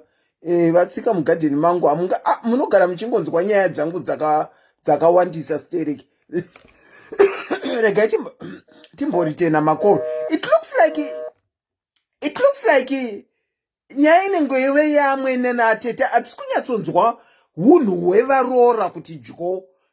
Inini ndo ndanga ndichida kunyatsonzwa hunhu hwevaroora tisinga-include varume vavo kana kuti tisinga-include vana tete. Hunhu hwevaroora hwamanotisa kudzimba kunhikirikini kudzimba kwenyu. Ndandiri kukumbirawo kuti kana makufonaka antiselina vanoteerera, she has got a listening ear for sure. Mushotene conversation dzenyu, hunhu hwevaroora hwenyu hwamakaona. Let's not talk in general, but hwevaroora venyu imimi. Ndinokuchingamidzai pachirongwa kola makadini. Hello, Antikati, how are you, Sisi? Tiripo, Antikati, how are you? Fine, thanks. Ini nanzondotaura hangu kuti in example yangu ngekuti tesiti as long kana uri mukadzi anditi munhu unofanira kuziva zvauri kuda marriage. One, second, uchirespecta munhu wacho wakakubarira murume anditi. Saka inini for example the reason ndikutaura ngekuti before tisatenda kune problem ngatiende kwatakabarirwa. Ikoko before tisati tanyatsa kumhanya kuti Muroora ukazodai bvunza kuti munhu wacho wakabara respect. Isu tiri vanhu vatema, unogona kugara kuUK, unogara kuAmerica, inini kugara kuNorway, but ziya zvinhu zvako zvawakafambira. Wadana nemukomana, ziya kuti mukomana wako uyu una mai yake, una baba ake, and iwewe ndio uri kudawo kugara nemukomana yena o murume wako o future husband. Saka unofanira kuziva kuti there are some certain rules. Imba naimwe imba ine marules ayo. Pane zvinhu zvemunobvumira mumba mwenyu Auntie Selina, pane zvinhu isikabvumira mumba mwangu. Saka iwe wasvika pamba paanhu unotanga kubvisawo bhutsu. Ukonda nhari kubvisa bhutsu panze apa, iwe totanga kutobvisawo bhutsu. Kana kumba kwenyu maipamba nebhutsu mumba hadzichatoiti. Saka these are the basic rules life. Yes. And haikona kuti munhu wakakubarira murume wako ndi atezvara waakuatuka waakuadini ngekuti ndakafunda. Tese takafunda anhu amwari, but by the end of the day nemadegrees ako unorara pamusoro neunorara padenga. By the end of the day we all men and a woman and a husband, and there are certain rules ekuti kana mubhaibheri zvakatonyorwa kuzi mukadzi submit to your husband, whether ndiwe unopuhwa $10,000 or ameno $500 US, I don't know, but by the end of the day inini hangu handinomunyepera ndikugara kunoku kuNorway, and most of the time kana tine mafunctions ndinombodaidzao maMozambican friends angu kuti auye kumba kwangu for dinner, tichimbomingila tichidini. Munzati Auntie Selina ndakatukwa neshamwari yangu kuti Katiaka wakazungaira Katia. Ungafunga ngokuti I made food, ndabika chikafu changu, akatezvara angu auya, anasekuru angu hanzvadzi dzemurume wangu dzauya, ndobva ndaona kuti murume wangu wanga akabata kamwana wangu. Ndati kune murume wangu ndikusevhe chikafu here, zvikazi nemurume wangu yes no problem. Shamwari yangu kundikwena ndapedza kudhishira murume wangu akati Kati wakapusa kunoku kuEurope zveshuwa is this century 21st century kusevha murume wako chikafu iye inonzi chini ibofu here kuti haana maoko wakwenda kozvidhishira chikafu ndikati aiwa, it's a way of love, it's a way of attention. Even mother-in-law wangu anozvifata kuti mwana kati ya munhu wake unobva kuAfrica, but we're learning so much from her because unodhisha murume wake, unovhunza kuti if everything is okay, unoenda kuita zvinhu. But isusu problem ngekuti tikandokwira ndege basi sisi Melly, tikandokwira ndege kuenda kuma-Europe, taukangana zvinhu zvedu. Even ma-Europeans yacho anoshamisika kuti imi ndo culture yenyu here yemunoita kuAfrica. Unotanga munhu kuti inini ndakaga I'm 10 years or 5 years in Europe, saka I don't understand this. Indoti aiwa munhu ngatiye kwaka. Whether you 10 years or 20 years anti Melly, munhu unofanira kuziya kurespecta, kuziya when to keep quiet, when to contribute, when to say I love you, when to say sorry. Saka inini pendakaroorwa mumba munomwe kuNorway. First after 6 months when I met my mother-in-law, akayatsotaura kuna hama dzangu kuti it's so refreshing. We needed a person like Katia because ndiye unotisanganisa, ndiye unobhuya and unoseka any topic yonotaura na Katia inonakidza. Saka nai anti Katia, iko muri kwenyu kusemuroora, but muroora wekuAfrica hambosvikawo pamwe pamunotsamwa mukashaudha ana amwene ava kana kutaura zvisakarurama, hambowanawo nguva dzakadaro here? Andiri kunyepa pamberi paMwari. Hapana, ngekuti munoziva Melly, Auntie Selina, mumboziva there's a secret. Imimi muri munhu mukuru, handiti maane experience, makabara mwana wenyu wane 30, 40, 50 years, handiti. Saka somewhere along the line, mune knowledge ye life. Saka kana makundipa advice kuti Katia iwe zvauri kuita handizvo. So why do I need to get upset? Why should I cry? Why should I say kuti aiwa pano ngei mwana ngewenyu ndindakarorwa ndinzi muhama ndindakaya muhama dzenyu. Saka all I need to do kutopeta makumbo nekamushwe kuti mai wenda sorry pendashaisha pa sorry ndoita sei ndokorektwa. Ngekuti there's no point yekuti unoambana na tezvara, because what we forget as Africans ndokuzopumana uroi pasina uroi. Ngekuti kana mai akachema kuti mwana wangu wakanda korora zibenzi, mwana wangu wakarora mukadzi unotuka, mwana wangu, saka kugunun'una kwaanonga ari kuita mai aya unounza bad luck mumarriage yako. And but end of the day mangwana ukasangana icho unosangana nacho, hapana mai haazokubatsiriwo futi. Anonga akuti aiwa handi ndiye unoziya zvese, she's full of I know, handiko kanoziya zvese here, handiko kanopindura here. Saka tinoenda koitei. Saka sisi Melly sometimes even kana watamwa kana usina kuzviziya zvinilipise sisi Melly, zvinilipise onyarara oti ndapota hangu sorry ndachaisha.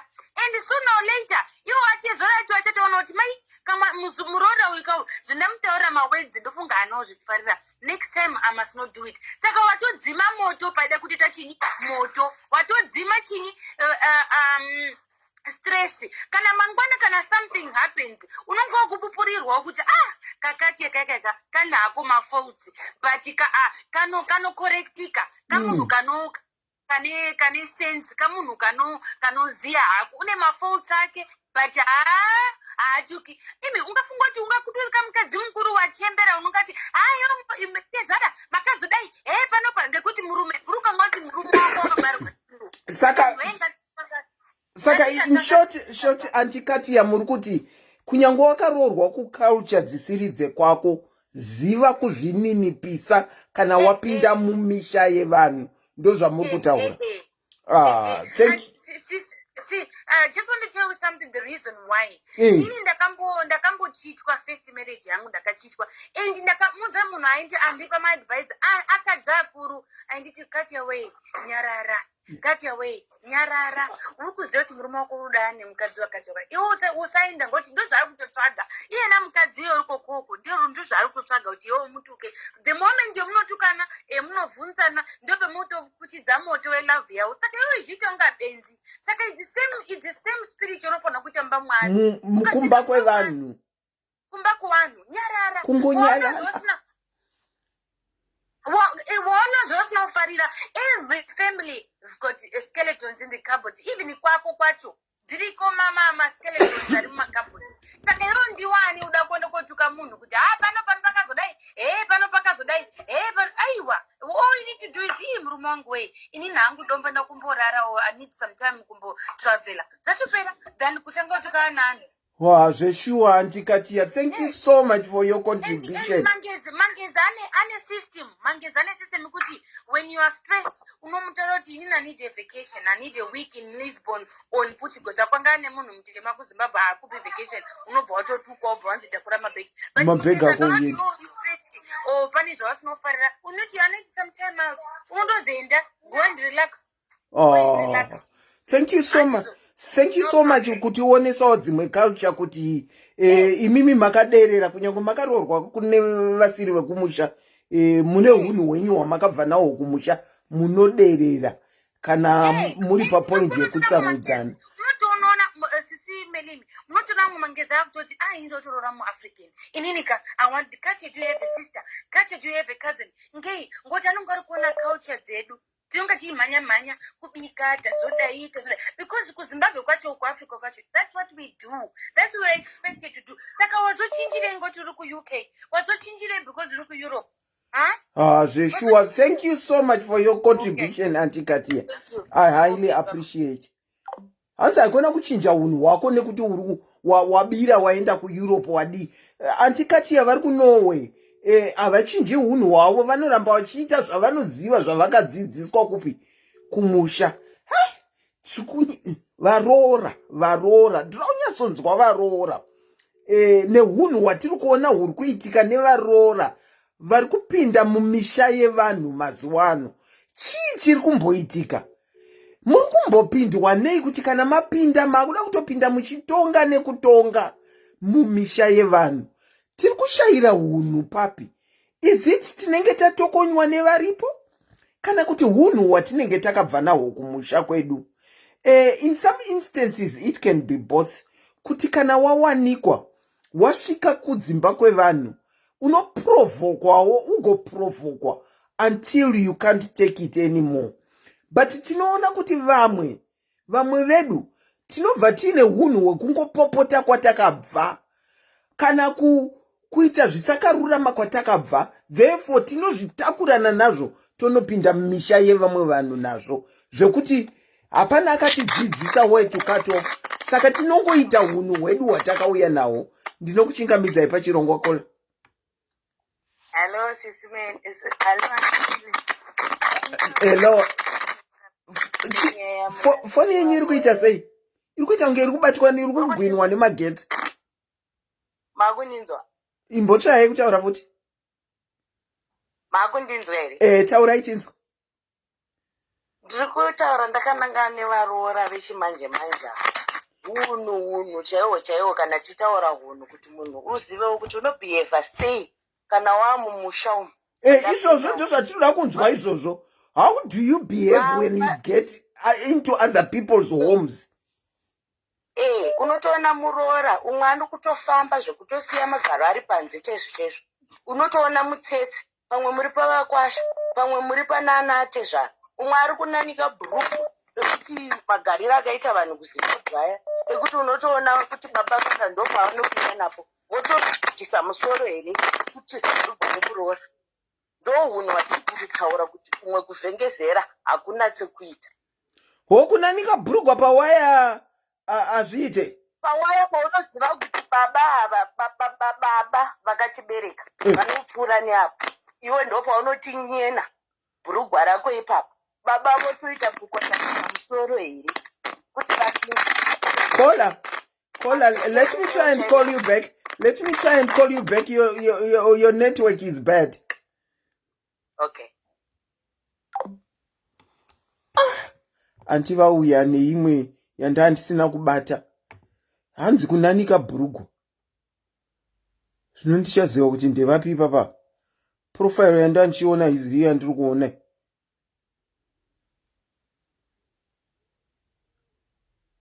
Anti vabva mukukola ndikole iwo. Profile yandandichiona panhingirikini penyu handisi kuiona pafoni pangu. Anti ndikole iwo. Tinzwe zvebhurugwa kunanika bhurugwa. Kuti manje ndinonanika kabhurugwa. Ndakagara ndinonanika bhurugwa. Auntie, can you call me please? Meanwhile, ndikaona profile yenyu I would know Let me try and ring back someone. Profile yenyu yasiyana handisi kuiona, ndinokuchingamidzai pachirongwa. Oh. Hello, makadini? Hello? Hello, makadi andiselena. Tiripo makadiwe henyu, ibvai mangopinda henyu varoora hunhu hwavari kutakurana nahwo vachienda kumisha yevanhu. Okay, I just want to contribute one or two things for this topic. I'm glad Maita bring up this topic. Ndinenge ndichimiririra zvangu varoora, ndiri muroora zvakare. Alright. There are some of the things andiselina tinenge takabva kumhuri takadzidziswa takarayirwa kunzi wasvika mumusha unoita zviripo ndo zvaunoita. Then wasvika mumusha, of course pana naamwene, of course pana naatete, pana naatezvara. Semunhu akabva kuvanhu unenge wakazvininipisa, but at the end pamba panenge paina natete. Vanatete pamwe vacho vakatobvawo kuvarume vavo. Saka most of the time they are the ones to bring up challenges to us. Isusu varoora. Isusu we are trying to do the best we can. Sevaroora, but vanatete sometimes they provoke us. You end up asking yourself, am I married to this one? Ndakaroorwa kuna tete here o ndakaroorwa kumurume wangu. Nokuti unenge usingasa understand. And senyaya yakadaro kuti uri kunetsana natete, you can't even tell your husband kuti tete vari kunditi zvakati. Unenge uchiona kuti unozokwanisa maybe kurwisanisa hanzvadzi nehanzvadzi dzorwa because of me. Ini ndiri muroora, ndiri muhui. Some of the times vanatete they don't respect us. Isusu varoora tinenge takabva nehunhu hwedu hwataka titori vanatetewo futi takabva. Saka tazosvika tasvika taroorwa, tinosvika kuna natetewo futi variko, and sometimes vanotoda kutokupai mitemo muri mudzimba dzenyu. But they forgot also kuti ivo titoriwo vanatete vevamwe vanhu. Saka can we safely say kuti apa muri kublame ana atete mataurire enyu andiri kunzwa ndaana atete vanokuprovoka ya? Yes, on this issue ndiri muroora, but I'm blaming vanatete because vanatete they must also respect varoora, because varoora umwe muroora anenge akatouya achibva kumhuri family yakarongeka akarayirwa aine tsika, but zvambotaurwa nemutaitaura abva kuti usachinje unhu hwako because wasvika pane imwe nzvimbo unosvika wotraya kuzvininisa, because vanatete sometimes they will put you down, unotodzika kuenda pasi chaipo. Imimi muri muroora here? Yes, andise. Mune incident yamungatipawo here yekuti makapinzwa nana tete pashinyazi pekuti makatorasa hunhu hwenyu muka rebella because makange maprovoke? No, zvangu zvandambotaura zvandikati ndiri muroora, ndiri tete futi kwandakabva. Plus ndakarayirwawo kwandakabva, handina kuchinjiswa hangu hunhu. Zvandateerera futi pamutaura anga achitaura akatidzidza kunyarara, ndakazvidzidzisa kunyarara, asi it doesn't mean kuti ndisingaoni, ndeke ndichitoona nekutoti izvi zviri wrong zvaitwa apo, asi ndodzidzisa hangu mwoyo wangu kuti anyarara iye munhu yeye achazongozvionera ega kuti wai munhu yeye asingandipinduri, wai asingaite zvandiri kutaura nyengo akadimikira. Sei lese varoora vese vari kutaura maybe vari kudiaspora ava, sandika vari kudiaspora lese ndiri kuda kupa example, lese ndiri kudiaspora ndikakumbirwa mari natete kuti tete ndokumbirawo, ndikakumbirwa mari ndinokumbirawo mari, inini ndine ndakumbirwa kana tavakumbira hanzvadzi yavo, but tine urongwa hwedu hwekuti hatisi kuda, hatina mari panguva iyoyo, tichasenda kana nguva yedu yekusenda mari yakwana. Ukaregedza kana kuti wanga uchimbotumira ukazoregedza hauzooneki semunhu, unenge wakutonzi auya aite. Alright, okay. Saka kunhu zvinotorwadzawo unenge uri muroora, but vana they forgot kuti isusu titori vanatete futi kumwe ukunhu. Ivo vanenge vachida kutoti tiite zvavanoda ivo, asi vanokanganwa lese, especially vakaenda vakadzoka vakange vakutotonga pamusha, haiya tatendawo. Yeah, panotinetsei. Panotiremera zvechokwadi pamwe unoti lese waitira kuti vamwene vako wavaitira something, umwe tete anobva atoti handochi ichochi chaitwa ipapa, umwe munhu anoda kutoshamisira achifunga kuti aita ichi, kana choonenge watochiita nemwoyo wako wese, zvotopedzera pamwe vamwene vako vanenge vakutoda kutoteedzerawo zvitotaurwa nemwana wavo kuti ichi hachiti, asi pavari pamwe chinenge chichitovaitira vachitoona kuti chiri right, asi vanozopedzera vatotora futi mashoko mwana wavo hapana zvavangaita. Wow, thank you so much for your contribution, caller. Masvita. Tatenda. Okay, let me do it this way. Let me break the ice. let me break the ice. Ndakabvawo neko.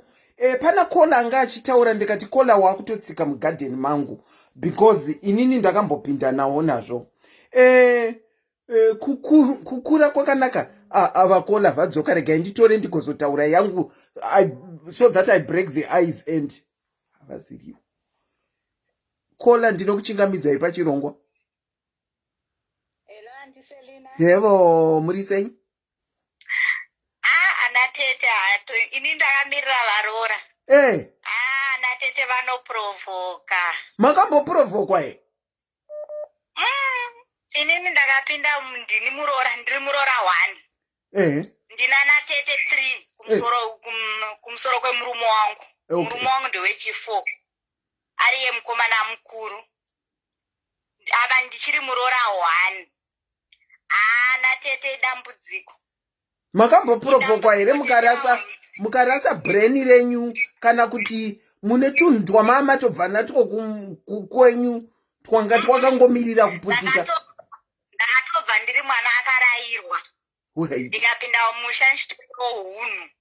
Ndainge ndichina amwene vaiti kana votanga kundishaudha vaimira pamusoro pembedha kundishaudha.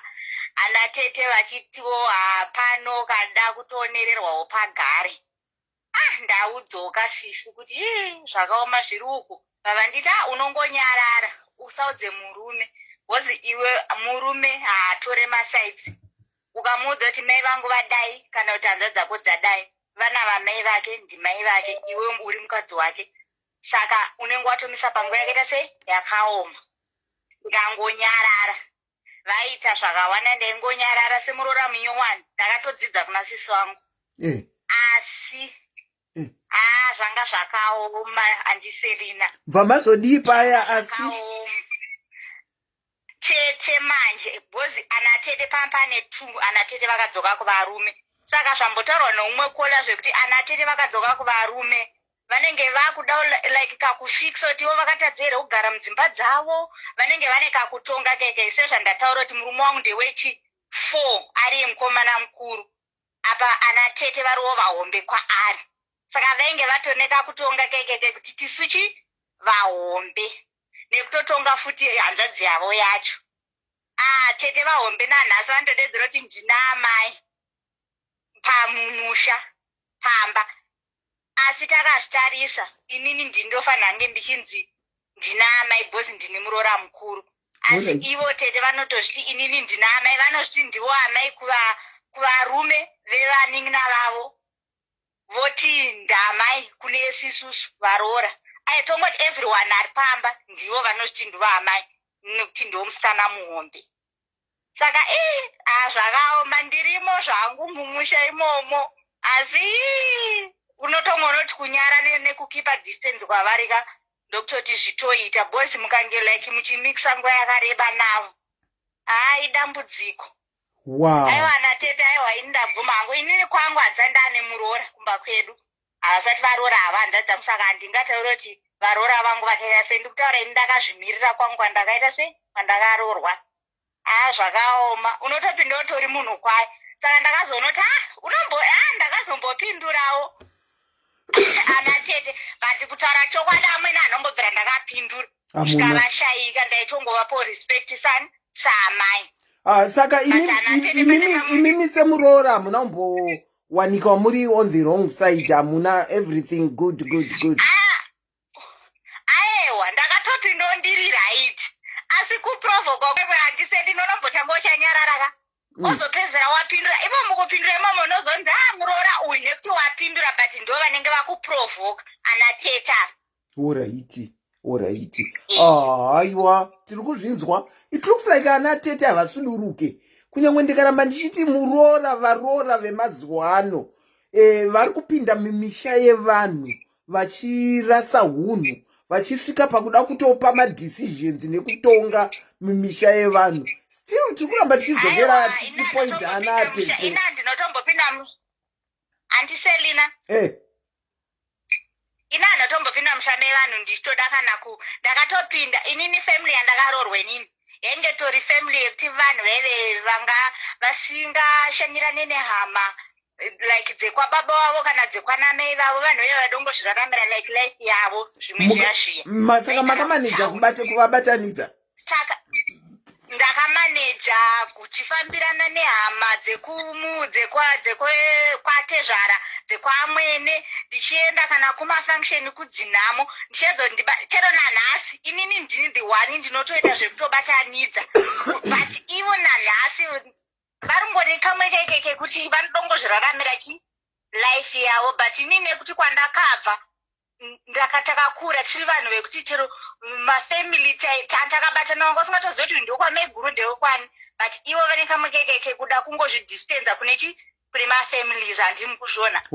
Saka ndatone 13 years ndiri momba imomo ndiri marriage yangu ndinana tete ivavo. Saka yes mutauro yaivapo hatetombonesana nevamwe tete tikatomboda kubatana chaikukurwa asi ndakaona kuti hazvina zvazvinoita sei zvazvinobatsira ndanachera vandiri kutaura nezvavava.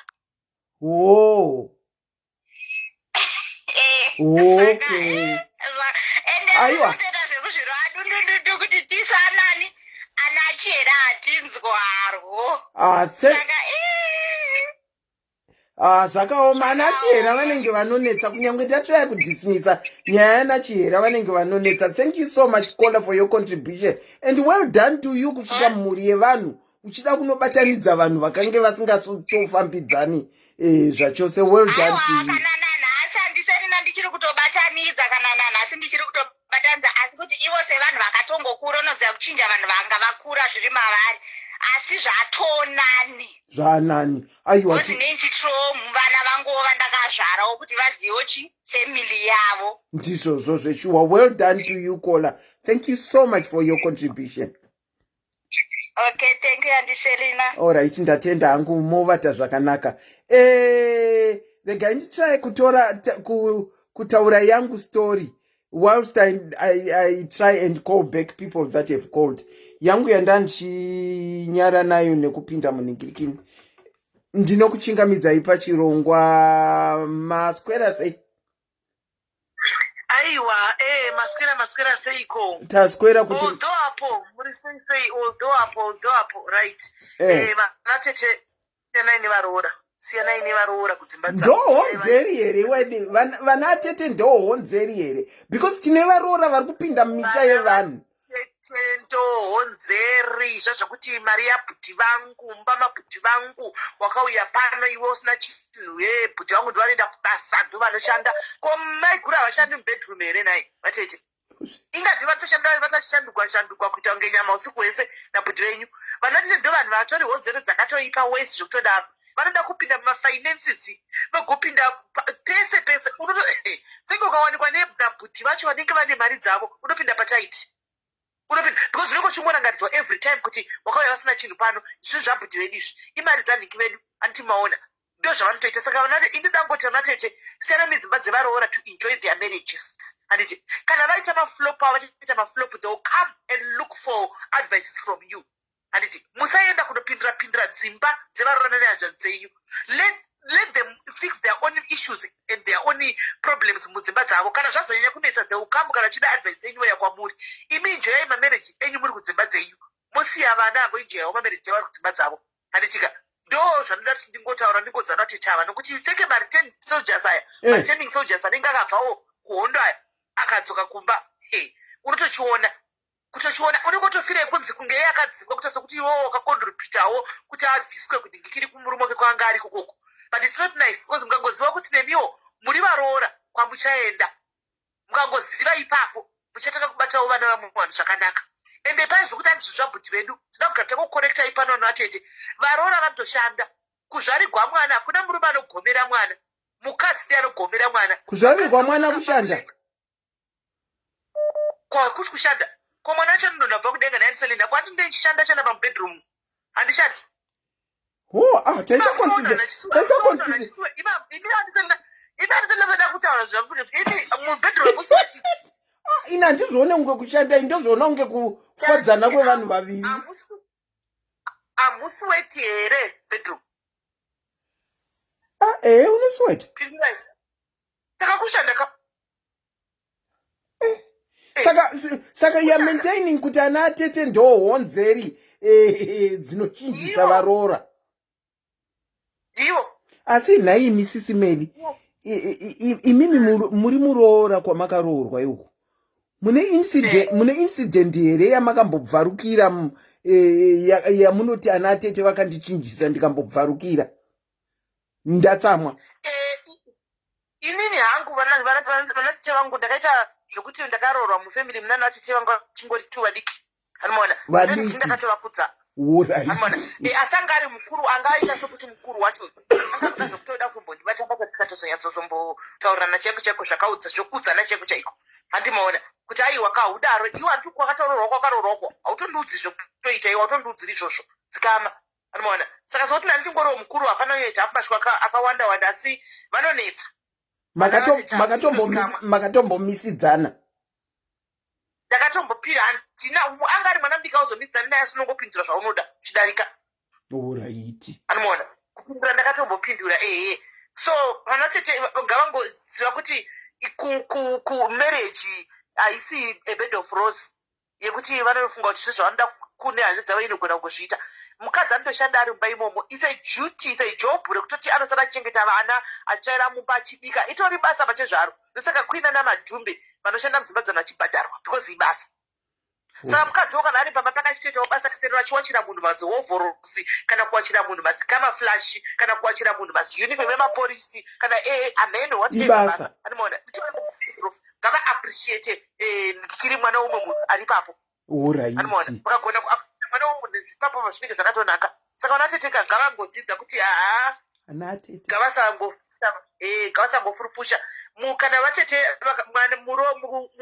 zvamoitwa izvi zvehama yenyu vana vatete asi izvi zvehama yenyu zvinhu zvehama yenyu nemukadzi wake nezvabhudhi vake nemukadzi wake. Imimi pamwe mukadzi akatodla nelacto kubva January kusvikira December vachiita kuti vavake vatenge stage vachibhachita pamwe chete. Angadai akatengwa mabrazilian angadai akatenga zvakawanda but aisungirira mukadzi hanzi musha mukadzi. Saka zvokuti hanzi zvabhudhi venyu muchimirizika muri mega hanzi zvabhudhi venyu zvinhu zvabhudhi venyu nemukadzi wake zvinhu zvamaiguru venyu nabhudhi venyu.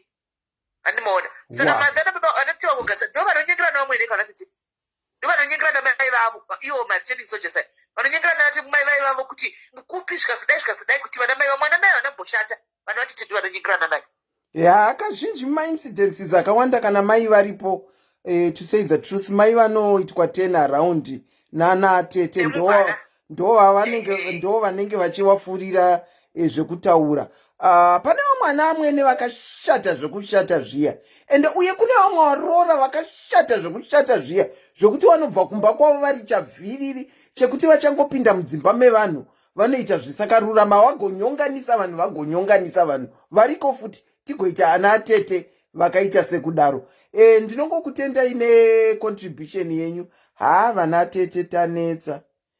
Natete Merina natete Serina tanetsa zveshuwa. Maita basa necontribution yenyu. Thank you so much. Aiwa ndatokupa maita yanisana na topic yakanaka chose ngatingozivai kuti panapa vanhu vangoziva kuti kuno zvotobatsirawo vakawanda varoorwa vachiri kutoroorwa zvinovabatsira platform ine munhu vanhu vanodzidza zvakawanda. Poita vamirani bo handisana sandadona kuna vazukuru vanoda kupindira mumarriages ana sekuru. Vana sekuru vakaroora voda kunopindira chida kunotonga nokuti unenge uchichitika ndiri muzukuru chero muzukuru pachiitwa chidambe chekuseka chachiya ziva pekugumira kana uri muzukuru ziva pekugumira kuchitamba nasekuru. Asi muzukuru unoseka nambuya kana kuti muzukuru unoseka nasekuru but unoseka nasekuru chiziva pekugumira handiti unoziva pekugumira nokuti sekuru vanenge vaveone mukadzi vakuda kuronga zvinhu zvavo nemukadzi wavo. Zvino kana iwe uda kuramba uchida kunopindira mukati unotukwa nanambuya wotukwa vanambuya vakaipa. Alright. Saka ngavazive kutamba cheche chitinozi inonzi chisahwira asi chisahwira chine pekugumira. Hauzonyanyi kunyanya kuti dyo nokuti chisahwira chine marudzi handisendida kuZimbabwe. Kune mamwe marudzi asingazi chisahwira seni kwedu kumasvingo hakuna zvechisahwira izvi. Anoona Sisi Melly kumasvingo hakuna zvezvisahwira. Hatina chisahwira isu hatina. hatina saka chisawira ichi kaichi chine kune kwachirina chinhoyi uko mhene ndingati kuti igoko kuchinda mane chisawira ini ndakatombochitambwa ndikatotsamwa handisati ndisingachizivi kaini ndikatsamwa kutotsamwa ndoda kuti ndatotakunga zvibhakera chaiko zvikanzi chisawira ndikachisawira chei hakuna joku rakadai anomaona zvikanzi ndaiwa majoksi majoksi sawira anorerutsa ndima panenge pakarema paya kana kuti pari kutukanwa ndo paanopinda achiita jerake saka kana usingachizive zveshuwa unotsamwa ndakatogumbuka inoita zvandakaitwa kwandiri andisendina ndakatogumbuka bcause andisingazvizive anomaona ndasingazvizive kuti zviri kufamba sei ichi chiri kuitika saka ndione munhu akutotifamba neni akanenge achitokuwanzira kafeya apa kuchidzichukuseka pachitondwanzira ndikati auda ndijairira munhu ndikazonzi aiwa chisawira ndikati isati ndina ndizvizivi saka iyo vanazukuru vamboita chisawira chenyu ichi tangai mazwisa kuti munhu uyu vanochiziva here chisawira ichi nokuti munogona kunge shuwa mune magudi intelligence muchitamba henyu but wamuri kuita wacho haachizivi chisawira ichi panotobuda faiti papapa. Alright, okay, I get what you are saying. Madzisawira, thank you so much for your contribution. Hanzi zivai kwa kugumira kutamba nambuya kana nasekuru kana usawira zivai pa kugumira chirega ndikuudzei yangu semuroora yandanchiti vatsika mugadheni medu regaiti ndokuchingamidzai pachirongwa anti. Hello auntie, how are you?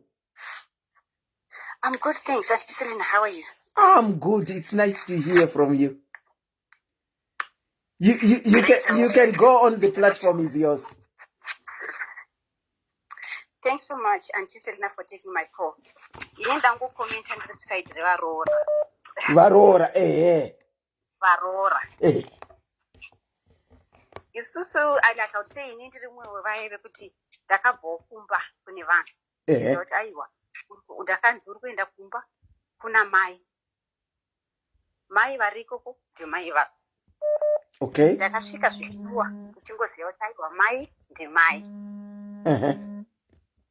Ndakasvika inini murume wangu asingazive kuti mai vanochengetwa.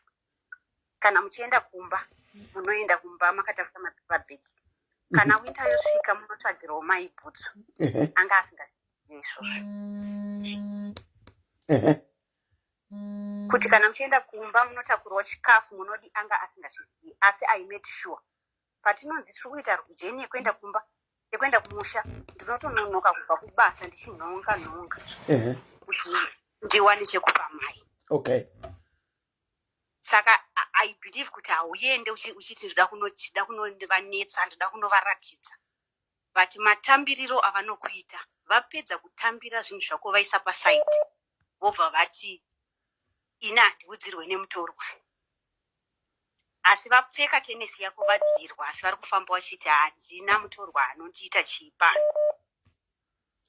Ndingasumuke here shuwa kuenda kunochengeta mutorwa neniwo kungonochengeta mutorwa kuti unditi mutorwa mangwana zvinhu tiri kuita napa seya ndauya ndakukuira kola hold on rega ichifambirane. Yes auntie. Rega ichifambirane. Muri kuti imimi matenga tunhu twamatenga makasvika murume asikazive kuti mai vake vanochengetwa. Imi pamunoenda ikoko motenga tunhu moenda natwo votambira aiwa maita kana muri madhuve seni maita madhuve votambira voisa pasaidi. Zvinenge zvaita sei kuzoti havaudzirwe nemutoro? Kungoti garei mbichana pakazongoita ivo pavaona sekuti pamwe wadherera mwana wangu here pandiri kana pakangoita kafeeling kavanongoita ivo kwekungonzwa kuti uyu muroora ndofunga hapa handitadzira ivo hausitomboziva kuti nyaya yacho ndeipi but vanotongochinja nyaya yacho hamutorare isati yatotaurika yekukurimainda kuti mutorwa pano. Handitika ini handirambe kuti munhu unotadza kana munhu achinge atadza kungokorektwa kunzi aiwa izvozvo mwanangu hazvinzwaro nekuti indabvuma kuti muri mai kana ndikakutsika ika mai munongotaura kuti aiwa mwanangu apo wanditsika but ivo manje havachataura zvekuti mwanangu wanditsika ndopo vanongototi vatorwa vanotongonetsa kuti pamwe vanenge vakadzwa something about you chinozovapa kuti vadaro. aiwa ndisingazive kana zvisina kuadhireswa zvichitaurwa pachena kunzi iwewe unondikanganisira apa iwewe ndati kuti vatiti kunzwa anything handina kana musi 1 wokuti unonzi ndakafamba ndine shoko randakaburisa nekuti ndingotoriwo munhu ari reserved handitaurisi zvekudaro.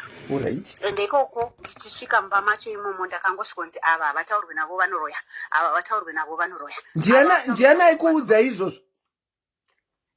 Ndivo ivo mama in law. Yes. Saka musha wese zvawo hama dzemumusha idzodzo dzairoya zvadzo.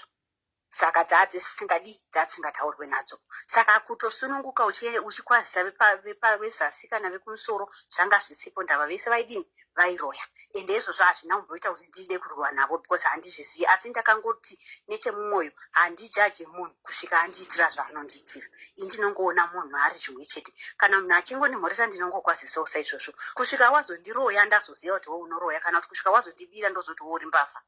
Asi kana usina chawandiitira handingatore ruvengo rwandasvika rwuri mumuri. That's how I did my stuff. Asi not kuti ndakatomboita closeness inooneka kunzi unonzi uri too close kumuvengo wangu. Aiwa, that never happened. Asi muromo waingobuda every visit ndiwoyo wekuti mutorwa every time yaitongobuda nyaya iyo. Imi muchiramba makanyarara henyu?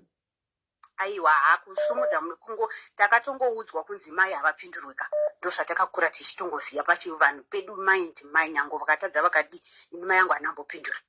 Saka kuti ndizotangira ikoko hazvina kumbobvira zvakatombouya kuti unoti nerimwe zuva ndichavapindura maya. Hazvina kutombouya kutongoteerera uchingoti asi pakaoma zvapo. Nedistance yamunenge mafamba nechidust road chamakwenya muchienda kumusha ikoko kunoudzwa kunzi uri mutorwa ka unotongoona kuti dai mutorwa ndasara zvangu kudhorobha. Ndasara ndichizvifarira vanhu vehama vaita se vaenda unoona hama yavo. But anyway unongozviaccepta kuti aiwa ndozviripo. Mane makore mangani muri mumusha umo muchingonzi mutorwa? Aiwa, Mwari vakazongozivhurawo mageti kuti sumuka ipapo wanange wakadaiwo. Ndikangosumukawo ndikananga ndakadaro ndikazoenda kune vanondiappreciate ndiri zvandiri. Alright. Pasina zvekuudzwa kunzi mutorwa. Ndazobva ndopa vakatanga kuchituka manje. Mwana kuti urirombere munhu. Wakazoramba mukadzi musvinyu. Urirombere munhu wakazoramba mukadzi musvinyu handimuona. Pazvaiitika ipapo pacho pazvaiitika vachisapota vachiudzana zvavaiudzana izvozvo vachiona kuti vatorwa tanga takaipa chaizvo mazuva iwayo.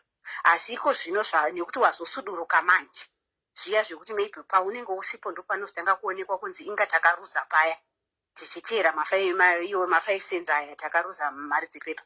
Ndo zvakazoitika vakazoona kuti aiwa zvino everyday anenge achingoudzwa kunzi rombere munhu wakaramba wakasiya mukadzi kwaye achienda rombere munhu wakasiya. Asi aitonyatso ripa forefront chaiko yekutomeka sure kuti rugare chairwa hapana ndimai.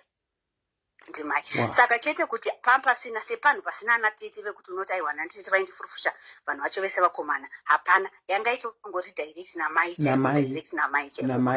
Yes. Asi kusvika musi wandasumuka handina musi wandakavhura muromo ndichiti mai mashata chii handina. Well done. Zvaingobata well uchingoti mashoko aya makukutu oenda kusiro unongonochema mashoko aya awanzwa zvaomesesa chaiko ndaizonotaura kumba kuti zvakaoma kwatakabva uku zvakaoma. Well done. Unotura kwandaita. Well done. Handina kana shamwari chaiyo kuti unoti shamwari kandikuudzawo kwandandiri uku hapana. Kutozonoshinga kutozonotaura kungo wangu wakuzotaura ndakumba kuti mamzi kwakaoma. Muchiona ndichisumuka ndichiti handichada kudai. Aiwa. Chirega ndichinyatsokudza ibhuku racho rese ndava ndadini ndabva. Ndipo ndakazoshama muromo ndichitaura kuti aiwa kwairemera apa neapa neapa. Yeah. Well done for that. Well done for that. Thank you so much for sharing your story. Thank you, Anthony. Bye. Ndinenge ndichatadza kushare yangu. Ndinokuchingamidzai pachirongwa kola makadini. Hello, Andiselina. Ndeipi yenyu? Makadi. Aiwa tiripo kuti makadiwo. muri Muroora akaita sei? Ndiri Muroora good shem. Vese varoora vanongoti good. Ndicho chokwadi handeinayo good yemuroora. Handinangu problem nazvo handingasviki ndochinja vanhu vari kumba pavo. Plasizve vamwe nemuroora havasi vakadyidzana. Izvo hazviiti. Chero ndakashanya kumba kwedu inini kuri nevaroora. Vanotonetsana namai vangu. But handizvipindiri nekuti iniwo ndiri muroora wokuba kwevangu. Saka vamwe nemuroora isikangoziva isu varoora tikangoziva kuti mai ndimai. Chero vakaidzirwa vakaruma nyama yemunhu mai ndimai. Ndinobatsirika zvisingaiti. Alright. Kuna ana tete here kumba kwenyu? Variko vana vatete tu vese. Boni handinakwe problem naye. Undotaurawo zvandinotaura kuti handisi ndakapindura nyaya idzi ndiri kuonana nemuroora. Saka handina hangu dambudziko naye. Umwe wacho uchimudiki zvake. Handisati ndaona problem pari zvino. Makakomborirwa. Kola vari kuti mai ndimai. Kunyange vakaita zvakaita sei ndimai. Handipinduriba. Thank you so much for your contribution. All right, Annie. Okay. Hello? Rega ndichikumbokutaurirai yangu. Yandandiri kunyara. Vakomana tinobvawo kure tinochinja. Inini hangu I've always been an okay person. But ndiri munhu wokuti ukaningirikira ukanditsika konzi handihesitate kuita zvandiri kufunga at that particular time. Up to this time I'm a very loving person. But inini ndiri munhu wokuti don't ever ndinokuchingamizai pachirongwa makadini? Makadini. Tiripo hedu makadiwo. Muri kukola direct ndaona manguri mabvira. The floor is all yours.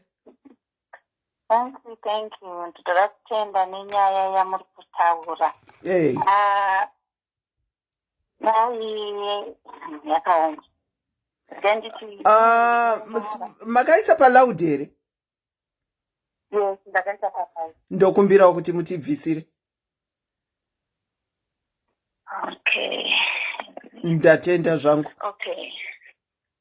Ndakandiri kuti inini ndiri muroora ndiri tete. Okay. But according nekujaja kwangu inini. I think ndiri muroora kwaye and I think ndiri tete kwawo. Right.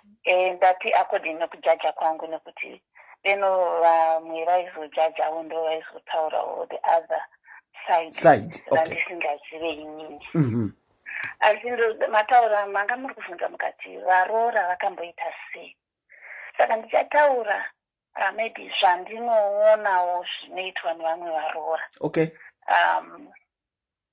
Kune vamwe varoora vanoti vakapinda mumisha mevanhu.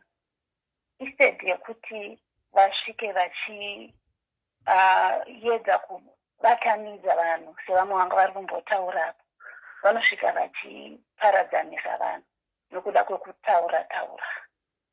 Kune vamwe vanoti vasvika pano anosvika achida kuedza kuda kudiwa kana kudaita good munhu ipapo otaura zvekunyepa. Osumuka osvika pamwe ndizvozvo.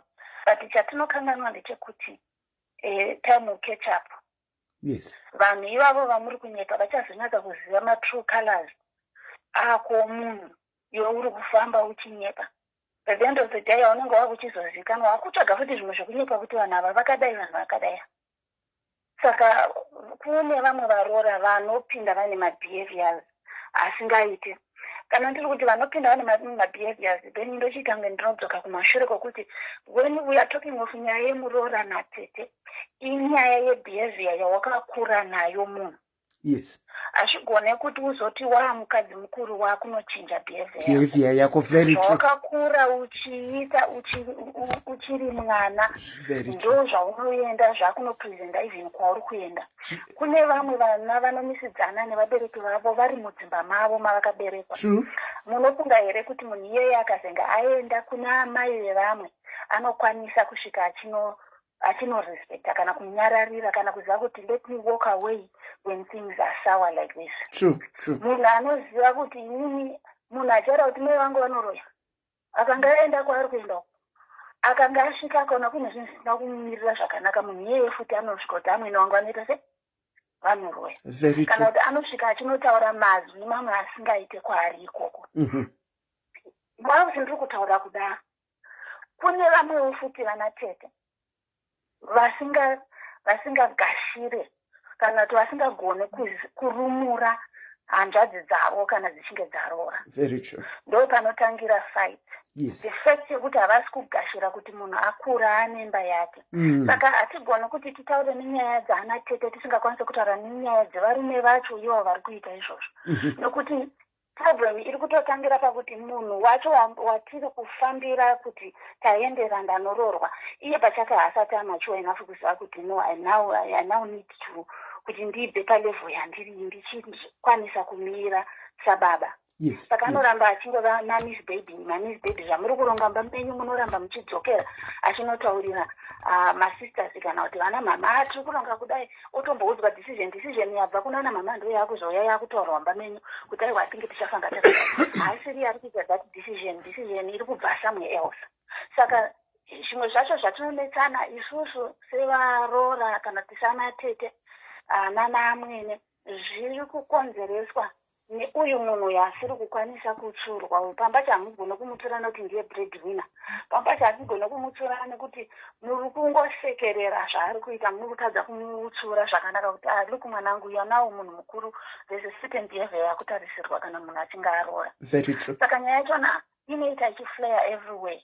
Then ipozoita ndataura nyaya yevaroora zveshuwa mwaroora anobva uya vachiti isi hatinzwaro patakabatirana vanashumba hatinzwaro vanachera hatinzwaro vosvika mumusha mwaridzi vakuda kuita zvavanoita but chokwadi ndechekuti with that behavior imba haimiri kusvikira wadzikama kudzikama kwacho ndekokuti hazvisi kureva kuti hausi kutadzirwa uri kutadzirwa but waakufanira kuve munhu ane self control ndokuziva zvambotaurwa nomwe mutauri kuti ziva pekutaura ziva pekunyarara ziva pekudayira chinhu kana chinge chaitika. Pamwe pachona pana taura zvandifadza ati zvoni ndinoita kunge ndisiri kuona sindiri kuona. Some of the things zviripo pakuita kuti iwewe uve aware kuve munhu akangwarira kuziva kuti izvi ndo zviri kuitika izvi ndo zviri kukanganisa marriage yangu so what should I do ndakuziva kuti pakaita problem saka ndakusvana kutsvaga strategy yekuti ndisave ndinoramba ndichinodonhera muthis situation iyi. Tozobva touya kunana tete ndataura nyaya yemuroora vanogamhira vava mambotaura takuchitaura kunana tete ndoda taura maybe ndisandapfuura ini ndoda kupa like a bit of a testimony yangu just a bit I want to go into go on auntie. Ane pamwe pekuita izvoni unosvika wosangana nesituation yekuti unotovhunduka uri mwana mudiki uchiroorwa waudzwa mashoko anokurwadza munhu achiuya achikutaurira pamberi pako but nenyaya yambotaurwa nevamwe kunzi isusu our generation inini I think I've got 29 years in marriage now. Our generation takange tichiudzwa zveshuwa kuti amai ndimai haupindure kwete amai chete anyone munhu mukuru kwauri haukwanisa kumisidzana naye uchipindurana naye. Saka tikadzidza kuti mai vangu zvandinovaitira kana ndaenda kwandaroorwa amwene vangu ndiri kuvatora saamai vangu zvinobatsira izvozvo. Saka munhu auya akataura zvazvokuti anofunga kuti ndinokumbuka kana kuti ndichapopota kana ndichaflare up chandakakwanisa kuita during that time kungoseka kutoseka zvazvokuseka asi kuseka kwanga kuzere nehasha zvekuti akomana asi ndibatsirei ndisakwanisa kana kupindura chinhu Okay, muri kutaura incident yamakange mapinda pa situation dzatiri kutaura idzi dzekuti pakaita hovhiyo kumba kwamama akarorwa. Kwatanga ndakarorwa noti kuti hovhiyo zvazvokuti munhu anouya nemashoko. Kune vamwe vanoprovoka zvanga zvarehwa zvazvino. But mukuprovoka imomo tiri kuti you need self control. Myself I've been through that. Ndasangana nesituation munhu ari kutaura mazwi ekuti hey anosvika anzi magara moyo. So what do I do next? Kuti ndipindure ndezati ndikapindura zvandichapindura maiwe. Saka the next thing ndinotoseka. That's what I did. Ndakatoseka. But makazara hasha. Akato walk away. Ndakaita hasha. But the only thing chandakaita kuseka ndakatotarisa munhu kumeso kudai munhu mukuru. Kutoseka chako chikweye kuti ndechitoseka munhu obva angobhenga dho kutoona kuti zvese zvandiri kutaura munhu wachoona ari kuseka kana zvazviri kuita. Those are some of the things chandiri kuavoida kuti ndisaburitse mazwi nekuti izwi ndikariburitsa nhasi rinodestroya relationship yangu yemangwana kana kuti munhu anowana chekuramba achitaura mangwana kuti munhu uyu akanditi chakati chaakuonekwa nyaya yana amwene nemuroora ndeyekuti chaakuonekwa inyaya yekuti muroora akati zvakati kuna amwene asi zvakataurwa naamwene hazvo zvinoonekwa. Zvakafanana nemukadzi nemurume. Murume akaenda akanohura zvionekwa kunzi murume ahura asi mukadzi akabuda akanohura nyaya inoonekwa papa ndeyekuti mukadzi ahura. Saka sevaroora sevanhu vakabva kuvanhu tinofanira kuramba tichiziva kuti position yangu yakamira sei. Nekuramba tichiziva chivanhu chedu kuti handikwanise kuti ndicrosse this line. Ndikacrossa line pane line randoza ndikadzimara ndaricrossa ndasvika pastage yekuti maybe marriage yacho ngaichipera. So if I still want my marriage ndine pandinogumira. Hazvina basa nokuti ndakumbura zvakaita sei. Ndine pandinogumira. Wow. Thank you so much. Koita vanatete pamwe vamwe anatete vanoda kuvhura tsamba dzevaroora kana muchiri kutanga kusvika murume ari kubasa umwe ari kupi asara kumba vamwe vanenge vachivhura tsamba dziya dziri kutumirwa nehanzvadzi dzavo nevaroora vachida kunzwa zvirimo zviri kutaurika and so forth. That's mabehaviors anoitwa nanatete iwayayo ekuda kukwana muzvinhu zvisiri zvavo. Pamwe pachona zvanga zvataurwa pamwe ndotosvika vanhu vakatogara vari mumba vari bhizi kutokunyeya. Manje chandaizongokwanisa kuita pamwe ndobva ndataiwa zvamuri kutaura sandizvo mukandibvunza inini ndokuudzai chaizvo zvamuri kutaura nyaya muri kutaura sandiyo. Saka unenge wasvikira vanhu vasiri kutomuona kuti wasvika vachikunyeya vachitaura sirizvo. Saka unobva wangoita zvoti aiwa zvamuri kutaura sandizvo mukandibvunza inini ndokuudzai zvamuri kuda kunyatsokunzwa. Saka that way ndangoita kuti vazvizive kuti ndazvinzwa zvamamutaura. Vanhu vakunyara vakushewa manje kuti saka tichaita sei. Ivo vakuchitya manje kuti pamwe chanotaura kuhanzvadzi yavo kana kumwana wavo but hatidaro nokuti ndinoziva kuti this zvinokanganisa. Sometimes tinotozotaura tatogara makore takuzongoshiya kuti asi pakaoma otozonzwa murume achati no ndaizviziva kuti ndozvanishitika ndaitozviziva. Saka nyaya iripo chete ndeyekuti one, we need to have self-control. Self-control tiri mukati whether uri kumba kwenyu whether uri kumba kwevamwe vanhu unongofanira kumaintaina yo character nekuziva kuti ndikasvika apa ndakupfuurira nokuti zveshuwa pane mabehaviors ekuti tikaita dzimba tinodzisiya tichidzida.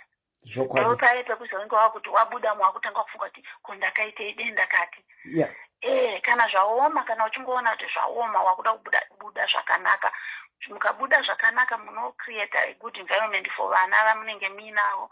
Munocreate a good environment yekuti mukazosangana kunze uko munotaudzana mune zvakanaka. Kana chiri chinhu chaitika chakurwadza tsvaga a nice way yekuti munocommunicate kuti look zvaitika panapa ndinongozvifarira.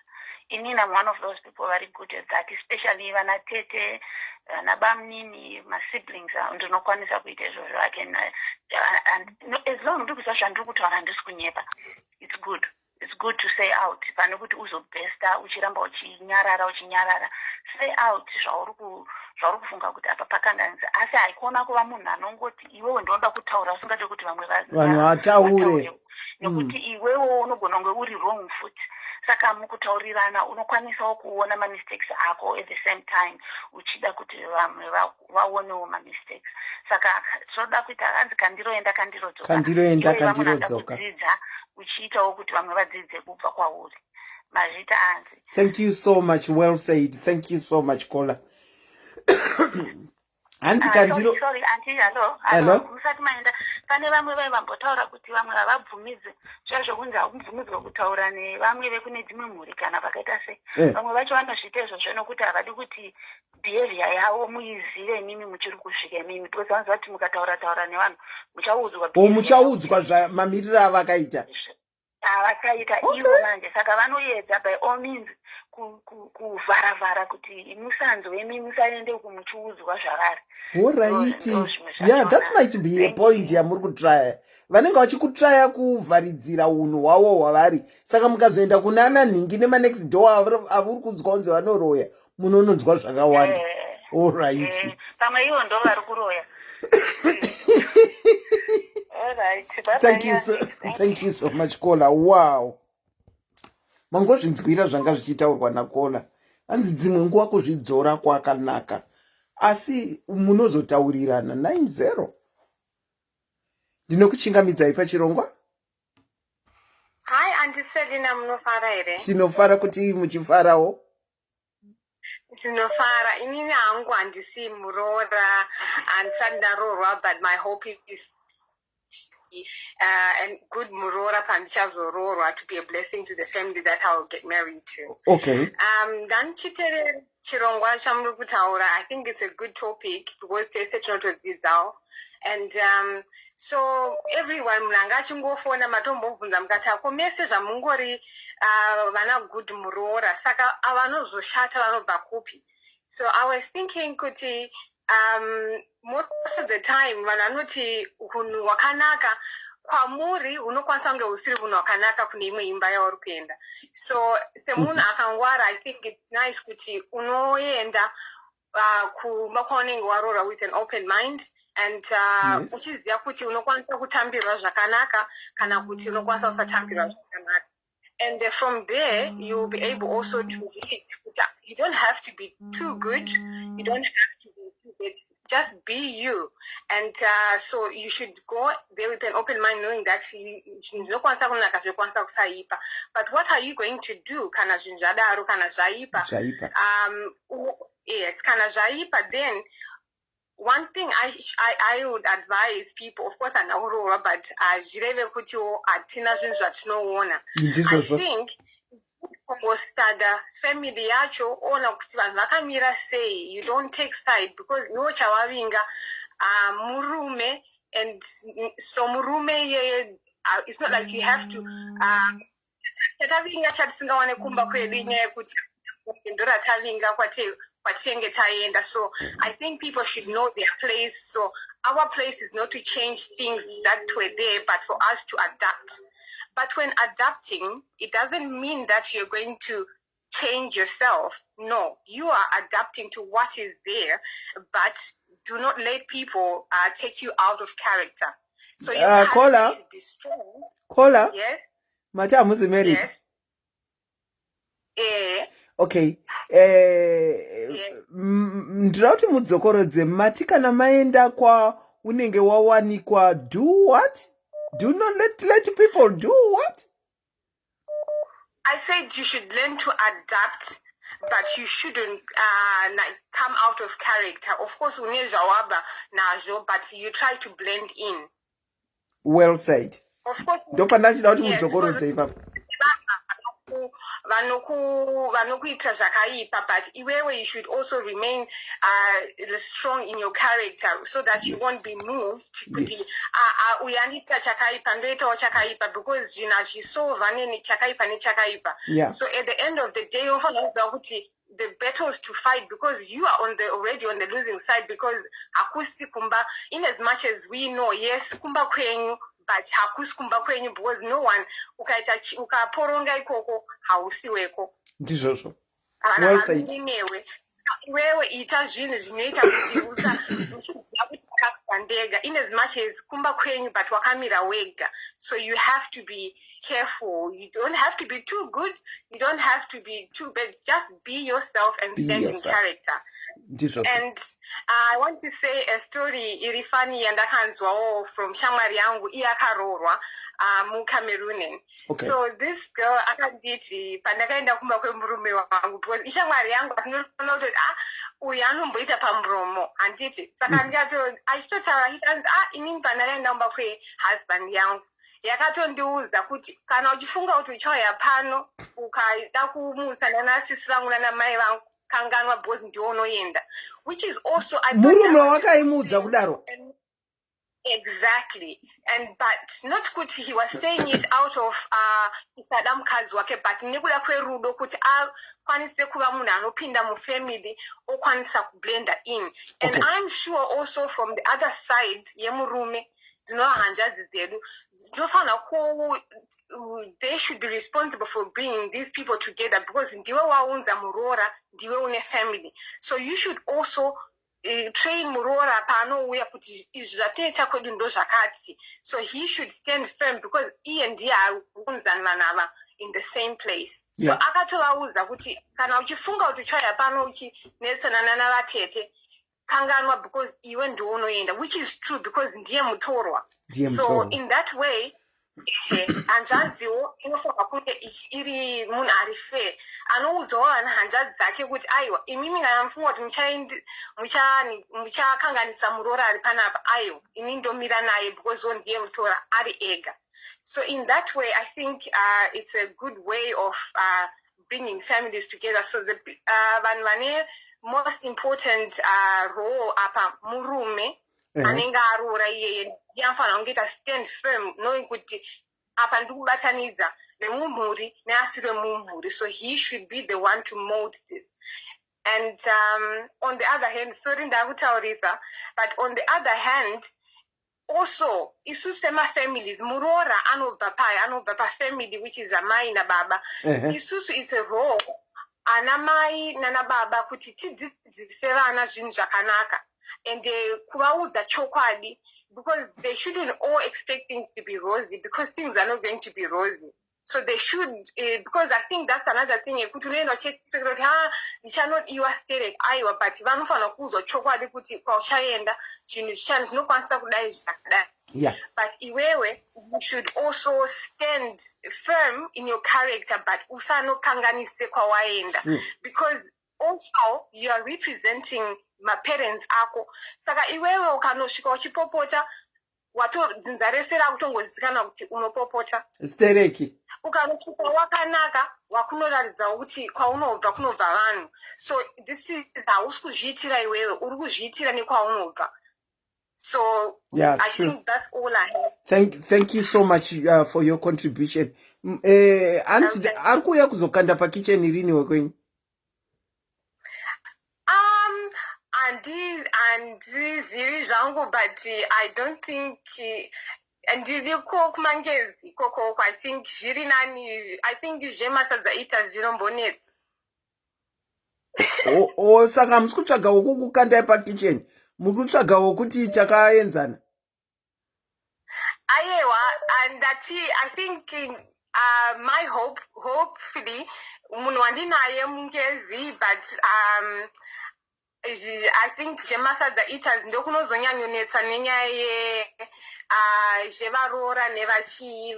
Usually vanhu mafamilies emangezi they don't really havanyanyoda kuva involved nezvemufamily. So I think zvinhu zvingakunaka zvekuti tidzidze from.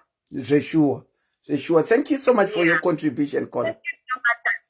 Tatenda. Chipare, the number you can call the number that was pinned. Let me re-put number. Pana anti vanturuda kudzosera call yavo if I can find it. Auntie, I'm calling you. Answer iPhone yenyu, auntie.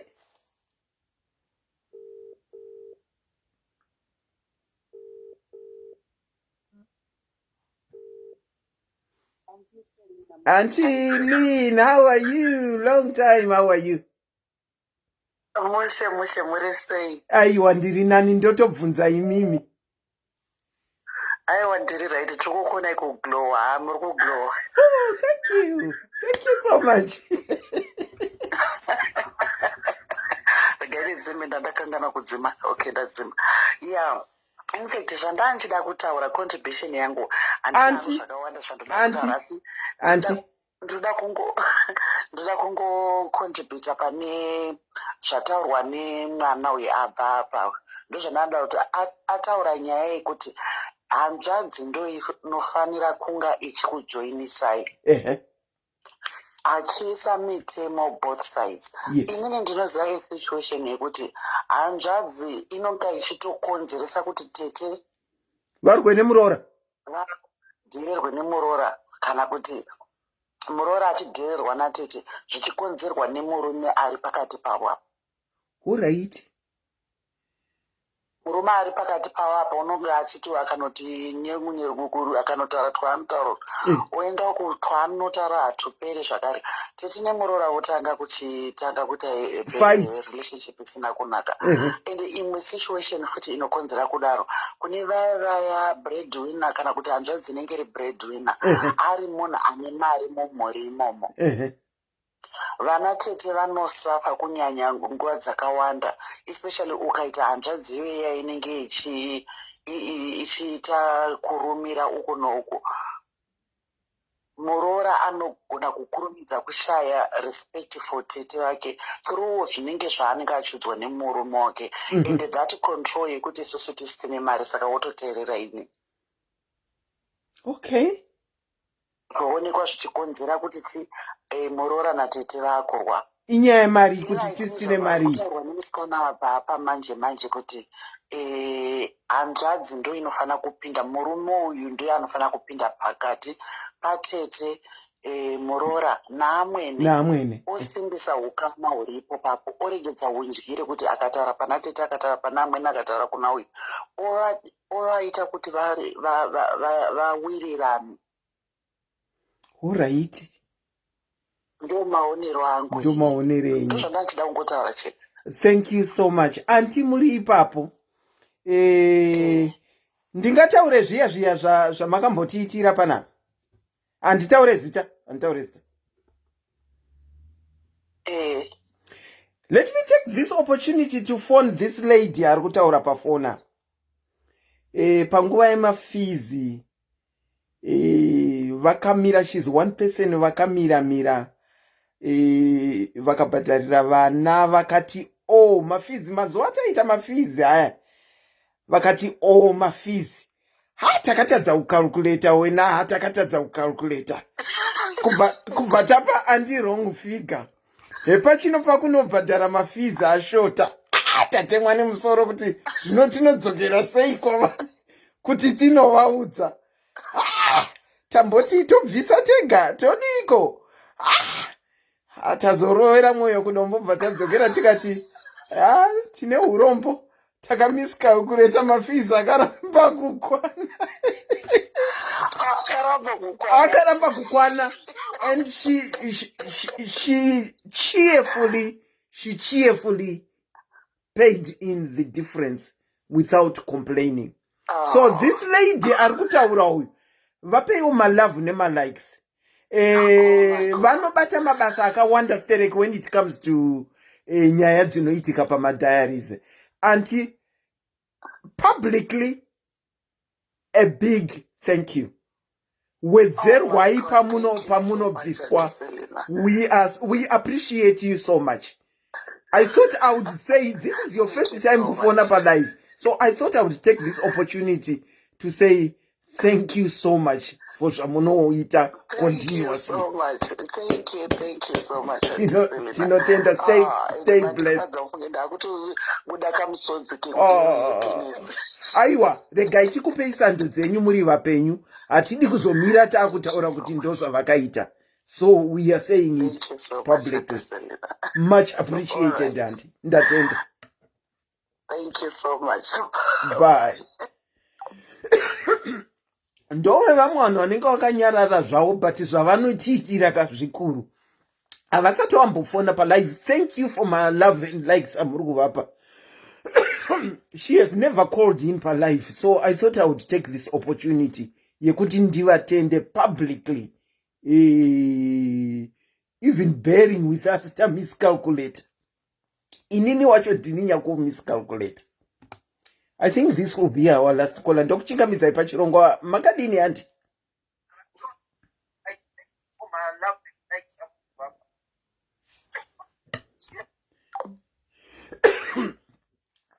Anti, mune imwe device iriko kuseri. Mune imwe device iriko kuseri, anti.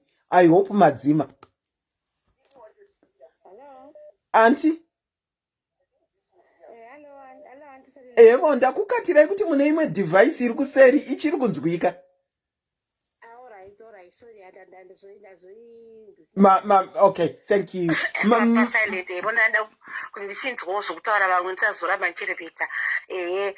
bringing my story. Thank you so much. Makadini kwa muri ikoko.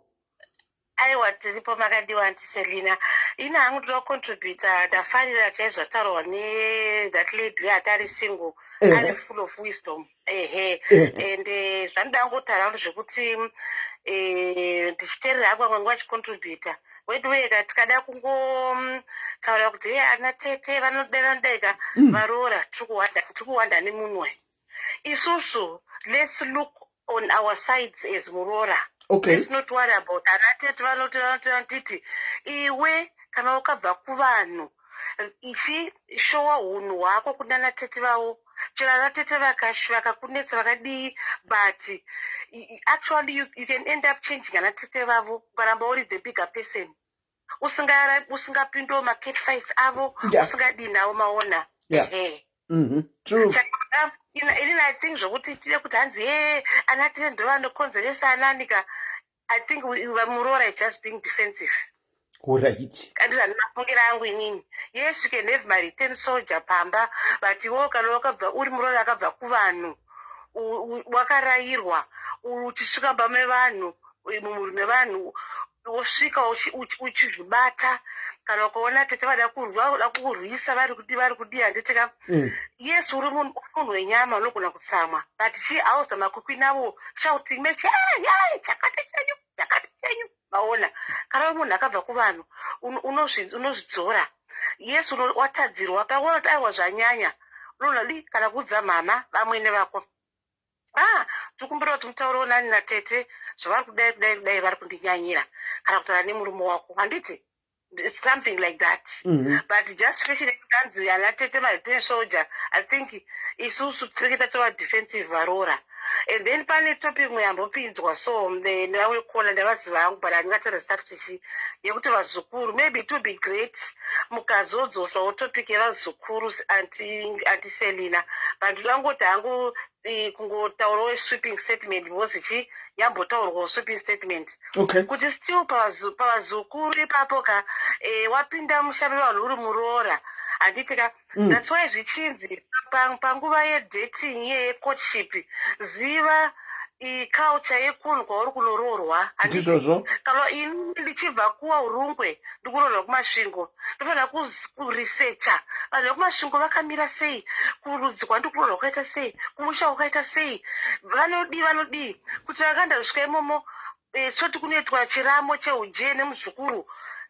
Ndakaita research yangu pacourtship ndakazvinzwisisa handitika hazvizonyanyo ndibata pondoziva kuti iculture yavo. Maybe waona kuti zvakubata wakufungira kuti pamwe maybe chiramo chakapfurikidza ka. There's a best way, there's always a better way of dealing with it. You don't ever watukana nemuzukuru yeye kuti wakunoda murume wangu nokuti ngowedzera chisamo iwo ndowakutoradza kuti hauna kurairwa. I think kola vataura pane point yavataura kuti fanika zvechisahwira kana uzukuru kutamba chizukuru kana vasahwira vari kuti vakamboencounter incident yekuti sahwira aitotamba achiita kunonzi kunemera kuya but ivo vaisazviziva.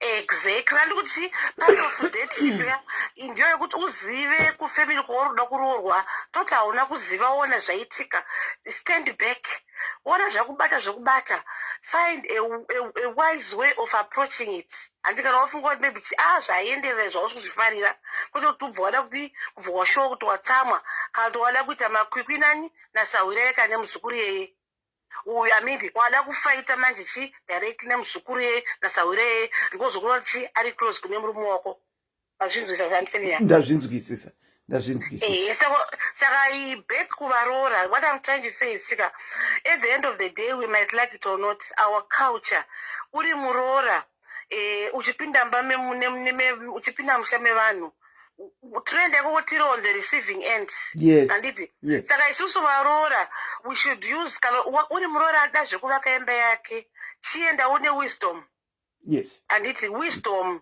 yekuti hausi kunzi itwa mutorwa weko no vandiziva kuti pane abatwa musha pangu ndiri muuyi handiti and then chi oona kuti kana watadzirwa resolva zvinhu amicably not kushauta kana uchitukirira natete nanaamwene or whatever vepamusha ipapo because at the end of the day ukada kuita shouting match navo iwe muroora ndounoruza you always the loser unfortunately zveshuwa most of the times muroora ende ndounobva watanga kushoresa kaukabva saka iwe ukaramba uri the better person ka with time unozva kuti tiri kumundetsa we but akabva akarayirwa kana vamwene vanogona hakurerera vana vavo but deep down vanonga vachizoona kutoti muroora wako akabva kuvanhu vana vangu ndo mabenzi zveshuwa thank you mafungiro angu kuti ipapo ngativakanei ngatisava defensive kuti chichi kana tichitaura nyaya yekuti varoora chichika dai taedza kuvakana as varoora kuti chi what kini character are you showing kwaunoroorwa that character iri kushowa kwaukabva saka let's not hide behind the fingers yekuti anatete your contribution yangu ini nangu. Thank you so much, Kola, for your contribution. A very good night to you. Hello? Thank you. Ndatoitaura mapedza kutaura ipapa. Thank you. Bye-bye. Thank you so much. A very good night to you. Okay, I think we can switch off and then macalls nasi macalls anga akafasa wedu. Rega ndichipedzisa ndichitaura nyaya yangu and then we try and analyze and then we close we close off. Okay, ndanga ndichangobva mukubara mwana wangu wekutanga. As I told you, ndakatizira inini ndakaendeswa kumusha kwomurume, unlike my ningirikini akanga aripo akazvikwirira bhazi akanotsvaga kumusha kwemukomana. Inini ndakanyatsoendeswa, akatonyatsoorganize, akatora sekuru vake tikaenda kunorakidzwa. Inini I've always had a very big body. I've always had a very big body. I remember patakatoendeswa kumusha kwamwene wangu ndichinotaurwa makore angu. Do you want part 2? We can consider part 2 because there are so many people with the vanga vachida kutaura. I just had to cut them off. Ndakatonyatsoendeswa ndikanointroducedwa zvakanaka amwene vangu vakabvunza makore part 2. Okay. Vakabvunza makore in my love and likes I see them part 2. Vakabvunza makore angu because I had big body and ndandane nhumbu yanga yatone 6 months. Amwene wangu akati okay, noted, part 2 noted. Amwene wangu akati makore ako nemuviri wako hazvienderane. Handizoti havana kunge vanotisa kuti ndinotori nenhumbu ine 6 months here. But no, amwene wangu was a lovely person. I've said it. If I were to go back in time, my nyembesi, I will name here. My nyembesi, I would ask for amwene wakaita sa my nyembesi. Even vangu vechitu vabururu, very nice. As I said, I'm blessed in my walk of life. but pana tete vaive step tete. Remember ndati ndandine miri mombe. Ndichangotanga kusvika kunorakidzwa. Ini ndakaita zvokurakidzwa kuhama zviri proper zviye. Even ndisandambonobvisirwa mari. Tete mairo vanga vaine pamuromo apa stereki. Tete mairo vanga vaine pamuromo. Every time that I went kumba kwavo vaigara kumebhorino vaitove nehunongwa hwekutaura pandiri. Vaive nehunongwa hwekutaura pandiri. Ndakambotanga ndichizviignora uye ndakanyarara. Taenda kumebhorini vanongoita kunhonga taenda vanenge vachingotaura. Wachi yako makatozodzipfeka kamane ana brother wedu. Something, there was always something. And on this particular day, ndakaenda kumba kwavo. Mwana anga achiri mucheche, ivo vanga vane mwana wavo mucheche. Ndakaenda kumba kwavo tikaona vanhu vanga vakaungana pamba pavo. Vauya kuzoita makorokoto. Vakabika chicken yavo tete mairo. Vabika chicken yavo tiri pakudya. Remember vaingoita tumajokes tuya twokunemera. Mind you, vanhu vekumasvingo ivavo. Vanhu vekumasvingo vaingoita tujokes twavo twongonemera so. Saka inini I didn't get along with the tujokes twavo. Inini I was born and bred in Harare. Kuti ndizive kuti kune maruzeva ndakatanga kumaziva ndakuenda kumusha kumurume. Sorry, excuse me. Ndopa ndakazonyazoziva ruzeva. Saka vabika chicken yavo, vakabika chicken too. Vadzibika vapakura. Vanhu vase vagara mu dining room vakudya. Anditi. Vanhu vari kudya vari kudiscuss. Vakangotanga nekuti tete. Yes man, my kudzi. Chicken iri kunaka kai. Remember tine ma previous andinawo pakati pemwoyo wangu. Avagara vachiita. Tine ma previous avagara vachiita. Vachingonti nonga. Yes man. Chicken iri kunaka maikudzi. Saka ini ndakazvitora kuita unge senge munhu vandiita senge munhu asingazive kuti chicken inonaka. Vanga vasati vamboona Selina tete. Ndati vanga vasati vamboona Selina. Mune zvavaindiita ka ndaibikika mukati memwoyo wangu. Ndaienda kumba kwavo ndichibikika kuti takuenda kweri. Vangoita yes mani chicken iri kunaka maikudzi. Ini mumwoyo of all the people vari muno mumba makazara imba vari kudya chicken. Wononga inini kuti chicken iri kunaka. Handidi kukunyeperai. Ndakaita the unthinkable. Kana kuti nditi zvakabva nekupi. Remember ipressure yanga iri kubuild up. Saka ndazonyatsowana pekuvawanira manje nekuti I couldn't contain what was in my heart. I just had to act. Zvekutaura mwoyo wangu. Ndozva ndaka-acta.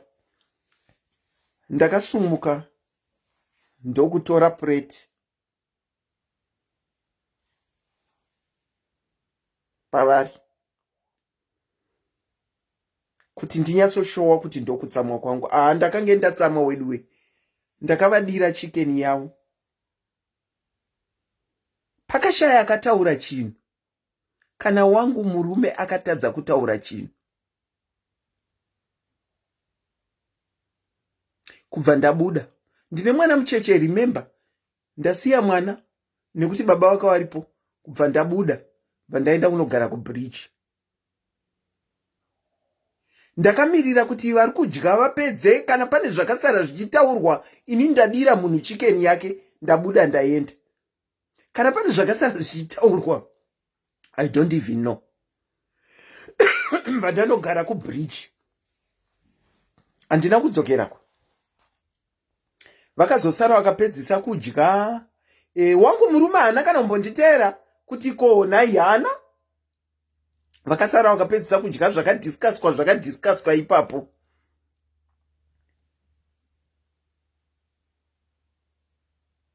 From there wazouya baba amwana vandiona ndakagara pabridge.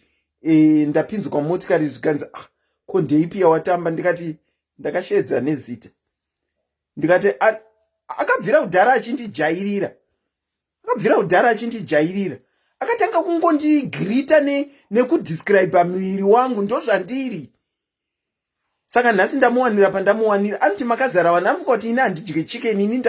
Inini I was born and bred in Harare.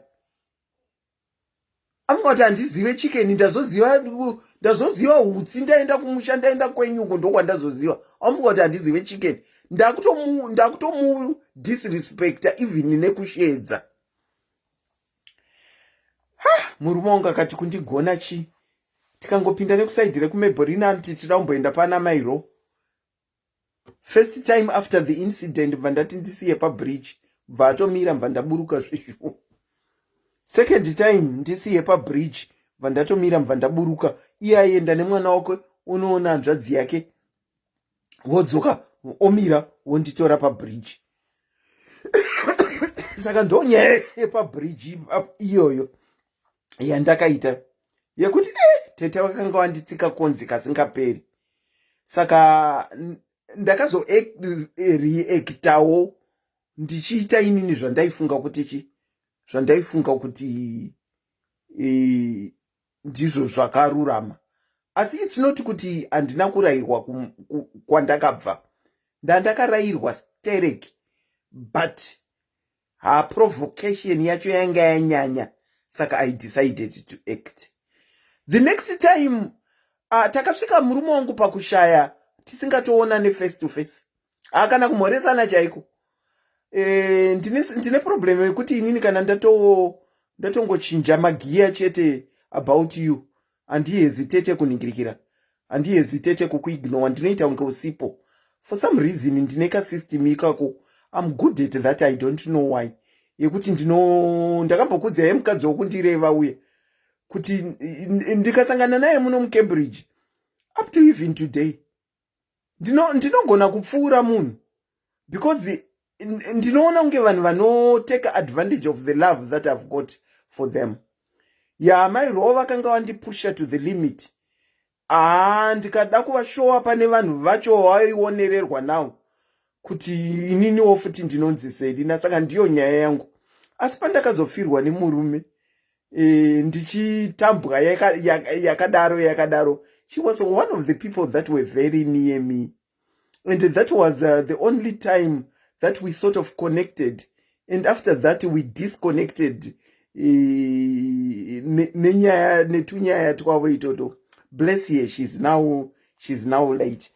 Let me say this. Varora.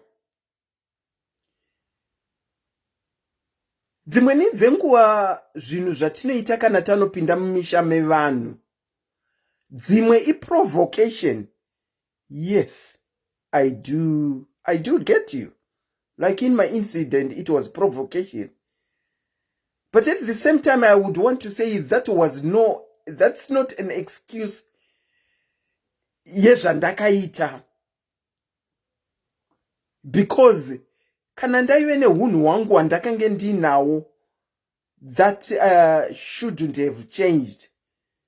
I should have learned to walk away. I should have learned to walk away. Saka kune provocation when it comes to Aurora. Vanopinda mumisha yevanhu, and they are provoked, and they are provoked, and they are provoked. In the end, they are driven to retaliate and do the unthinkable. And then we have got Varora, vanopinda mumisha yevanhu. Either vakarayirwa kana kuti vasina kurayirwa kwavakabva, but ivo pachavo vakangwarira paduri sehuku. Ndati tine vaviri varoora vanopinda mumusha wevanhu vagotraya kumaintaina unhu hwavo hwavakabva nahwo kumusha kwavo, but kuprovokwa after kuprovoka drives them and changes who they are.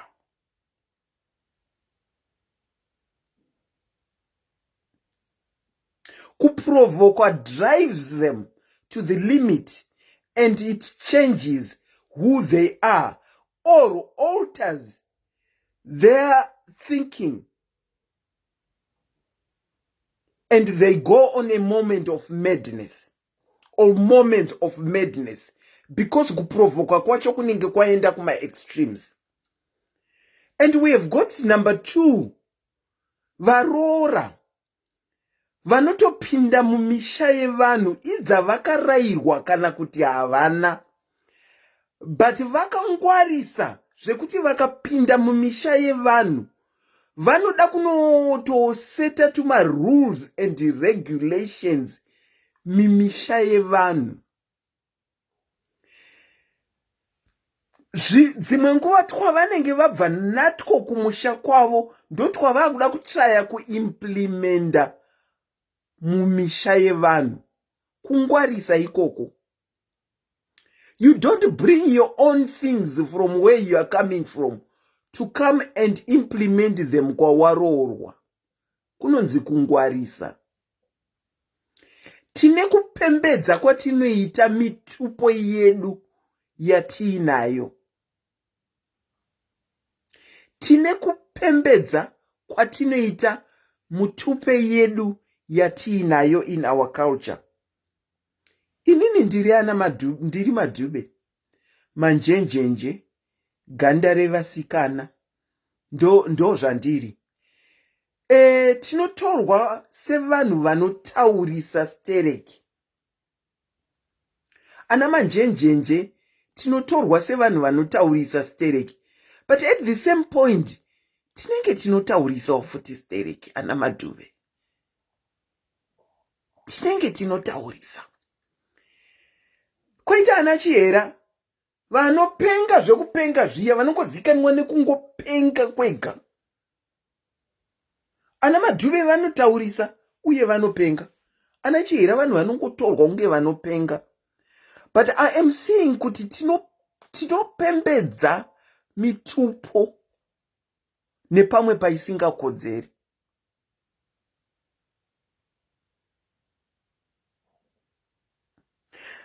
Tinoda kunopinda kudzimba kwedu kwatiri kuwanikwa.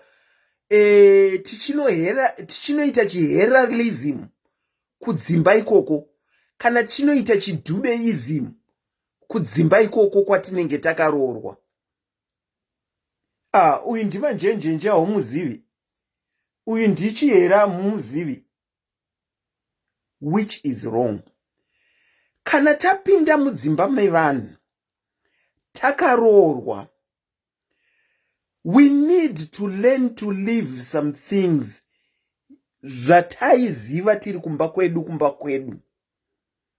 And then when we go into other people's homes, tinonida kutanga tanodzidzira muchinyerere takangotarisa zvepo.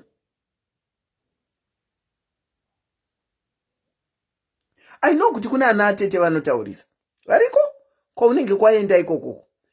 Vakazosangana na iyo achihera kana dhube. Panotorwiwa, panotoita fight. But semuroora kana uchipinda mumusha mevanhu, zvidupukise. Lower yourself kana uri mumusha mevanhu. Panoitwa conversation dzemumusha. Haikona ungo contribute unless wabvunzwawo. I know kuti vanhu vachanditi kubatirira. Parikugarwa dare remusha. Parikunzi taurwa izvo uri kufungwa. Newe wakusumudza muromo wako wokunotaurawo zvauri kufunga mumusha mevanhu. Dzidzira panhu pauri. Semuroora mirira kubvunzwawo kunzi, maikudzi, manga mati chii nazvo? Vamwene wangu was good at that. Maikudzi, manga mati chii? Maikudzi, mambo, I had respect. Paive nevamwe varoora. Paive nevamwe varoora 1, 2, 3. But amwene vangu vaibvunza kazhinji. Kunyange murume wangu akataura chinhu, vaibvunza kuti maikudzi wambovabvunza here kuti vari kuti chii? Mirira kana wapinda mumusha mevanhu kubvunzwawo kuti munofungei. Haikona kupinda musha mevanhu uchinoita suggestion dzako iwewe. Nekuti uri manjenjenje kana kuti uri chihera. Kuda ungoonekwa kunzi unoziva chaizvo izvo. I'm not denying the fact yekuti tinana atete from hell. So do we have varoora from hell.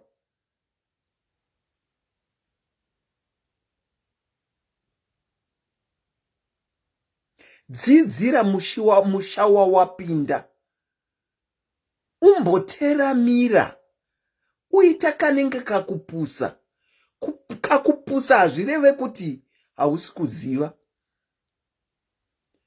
Uchistadha zvepo. Haikona kutongosvika nekulebhurwa kunzi akangwarisa.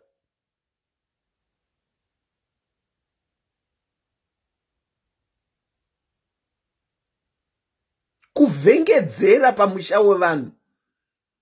Kungwarisa kuvhengedzera pamusha wevanhu. Nometa kuti une madegree akaita sei kana ma-PhD akaita sei. PhD yako ino-applya kubasa kwako, noti mumusha mevanhu. Uye kana pachigarwa matare ziva zvaunodaira nezvausingadayirire kana wapiwa mukana wekutaura. Because dzimwe nguva, do you know kuti vanoti wandira? Vachida ungonzwa pfungwa dzedu chete.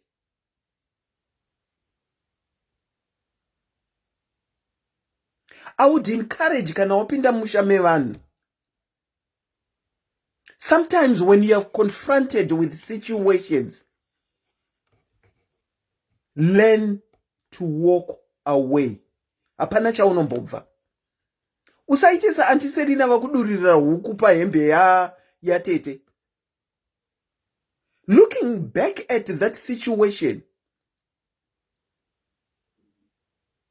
I should have done what I did before ndakaita ka incident kekunokupira plate pavari. But ndakaita kutsamwa kwangu first. Ndakareacta nekutsamwa kwangu first. And then walked away. Of which that is what I should have done.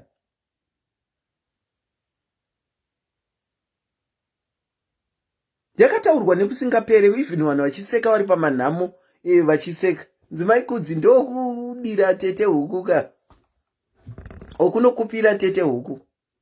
But yaitaurwa semumajoko.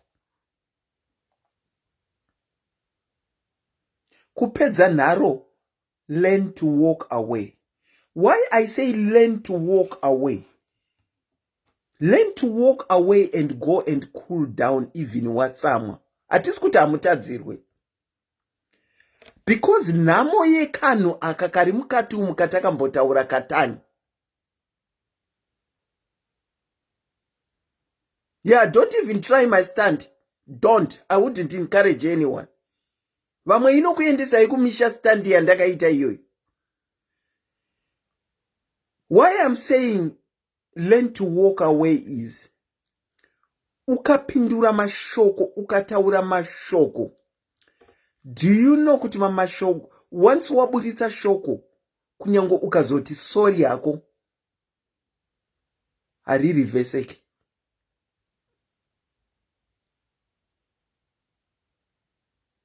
Once waburitsa kutsamwa kwako out, you can't take it back. No matter ukati sorry, shoko ratobuda chete.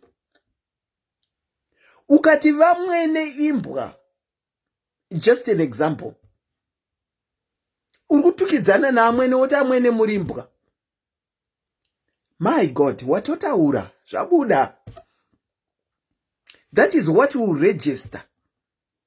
Kunyange ukati sorry, I didn't mean to. Watotaura. You can't take it back. And the worst wataurirana naamwene vari vatete mnya. Because inini wangu wa murume akanga akandipa mutemo wokuti namai vangu you never. Vakanga vasina kudarowo havo fortunately. But kunyange mukaita musindo nana atete handipindiri. Ende pandakaita incident yangu haana kupindirawo zvezvo. Haana kupindira. Akanga ati mukaita nana tete munopedzerana. Haana kupindura. Learn to walk away to calm down. Learning to walk away inokuvharira zvakawanda zvichabuda mukanwa mako zvausingakwanise kudzosera. Because once zvabuda zvandiri kutaura izvi zvapinda muiye gate yemunhu wauri kutaurira, a lot of damage will be done. Inogona kukudzoseresa kwenyu. Uchinzi jira renyu iguru rinonetsa kuripeta. Saka pinda mumusha mevanhu uzvidupukise, uzvidzore, dzidzira zvemo. Kana zvakukurira, learn to walk away.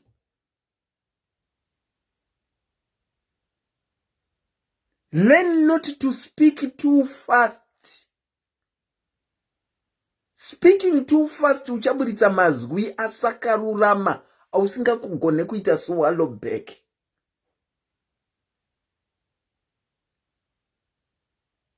Ukazoona vanonokuripisa nekuti waburitsa mazwi zviri nani semuroora. Asi nguva zhinji unonzi dzoserai kwavo. Inotanga iri kudzoserai kwavo wambonorairwa. Asi dzimwe nguva haukudzokeri. Asi uchida kudzokera.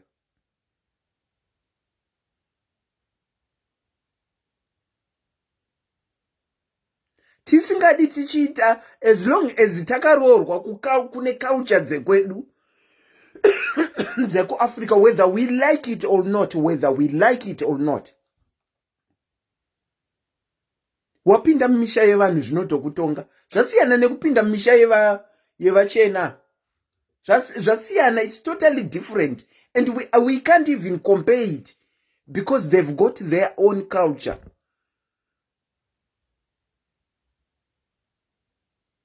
Yekuti unogona kutotadza kuonana na mai vemurume, and it's still okay as long as murume wako achikuda. Whereas kwedu uku That is why I always say, let's not compare my cultures. Let's talk about our own culture. Because comparing culture neye vamwe, what do we benefit out of it? Let's talk ours as is. Amwene vende kukandakaroorwa iko zvino vakasiyana neamwene vekuchibhoyi. Tese tinongozviziva. Saka kana uri muroora ari kuda kuroorwa, uchipinda mumusha mevanhu, teramira. Kana zvashata, learn to walk away. Kana ichizotaurika wakula down, mozotaura makula down. Asi know whom to talk to as well. Munoziva na amwene wedu vechibhoyi vashoma vanoda kuti uye kuzotaura nawo direct. Vashoma. Variko asi vashoma. Saka kuderera kana wapinda mumusha wevanhu. Even inini ndiri panapa, ndiri munhu, inini I'm very much into my own culture. My children know that. I'm very much into my own culture. No matter kuti ndagara kuno 20 years. Ndinoda culture yangu kuti zvinyatsofamba negwara chaizvo. Saka in the event yekuti muroora auya, nekuti ndagara kuno makore akawandisa, hazvizi izvo zvinomupa right yekuti anga achiita walk all over. And to my future muroora, whoever that is, ndiri munhu akanaka stereki. Asi ukakrosa path yaanti Selina avatolerate, ndo zvandiri. Asi inini ndinogona hangu kugarisa pasi ndichikuudza kuti handidi this, handidi that, handidi this, handidi that. Handizvide.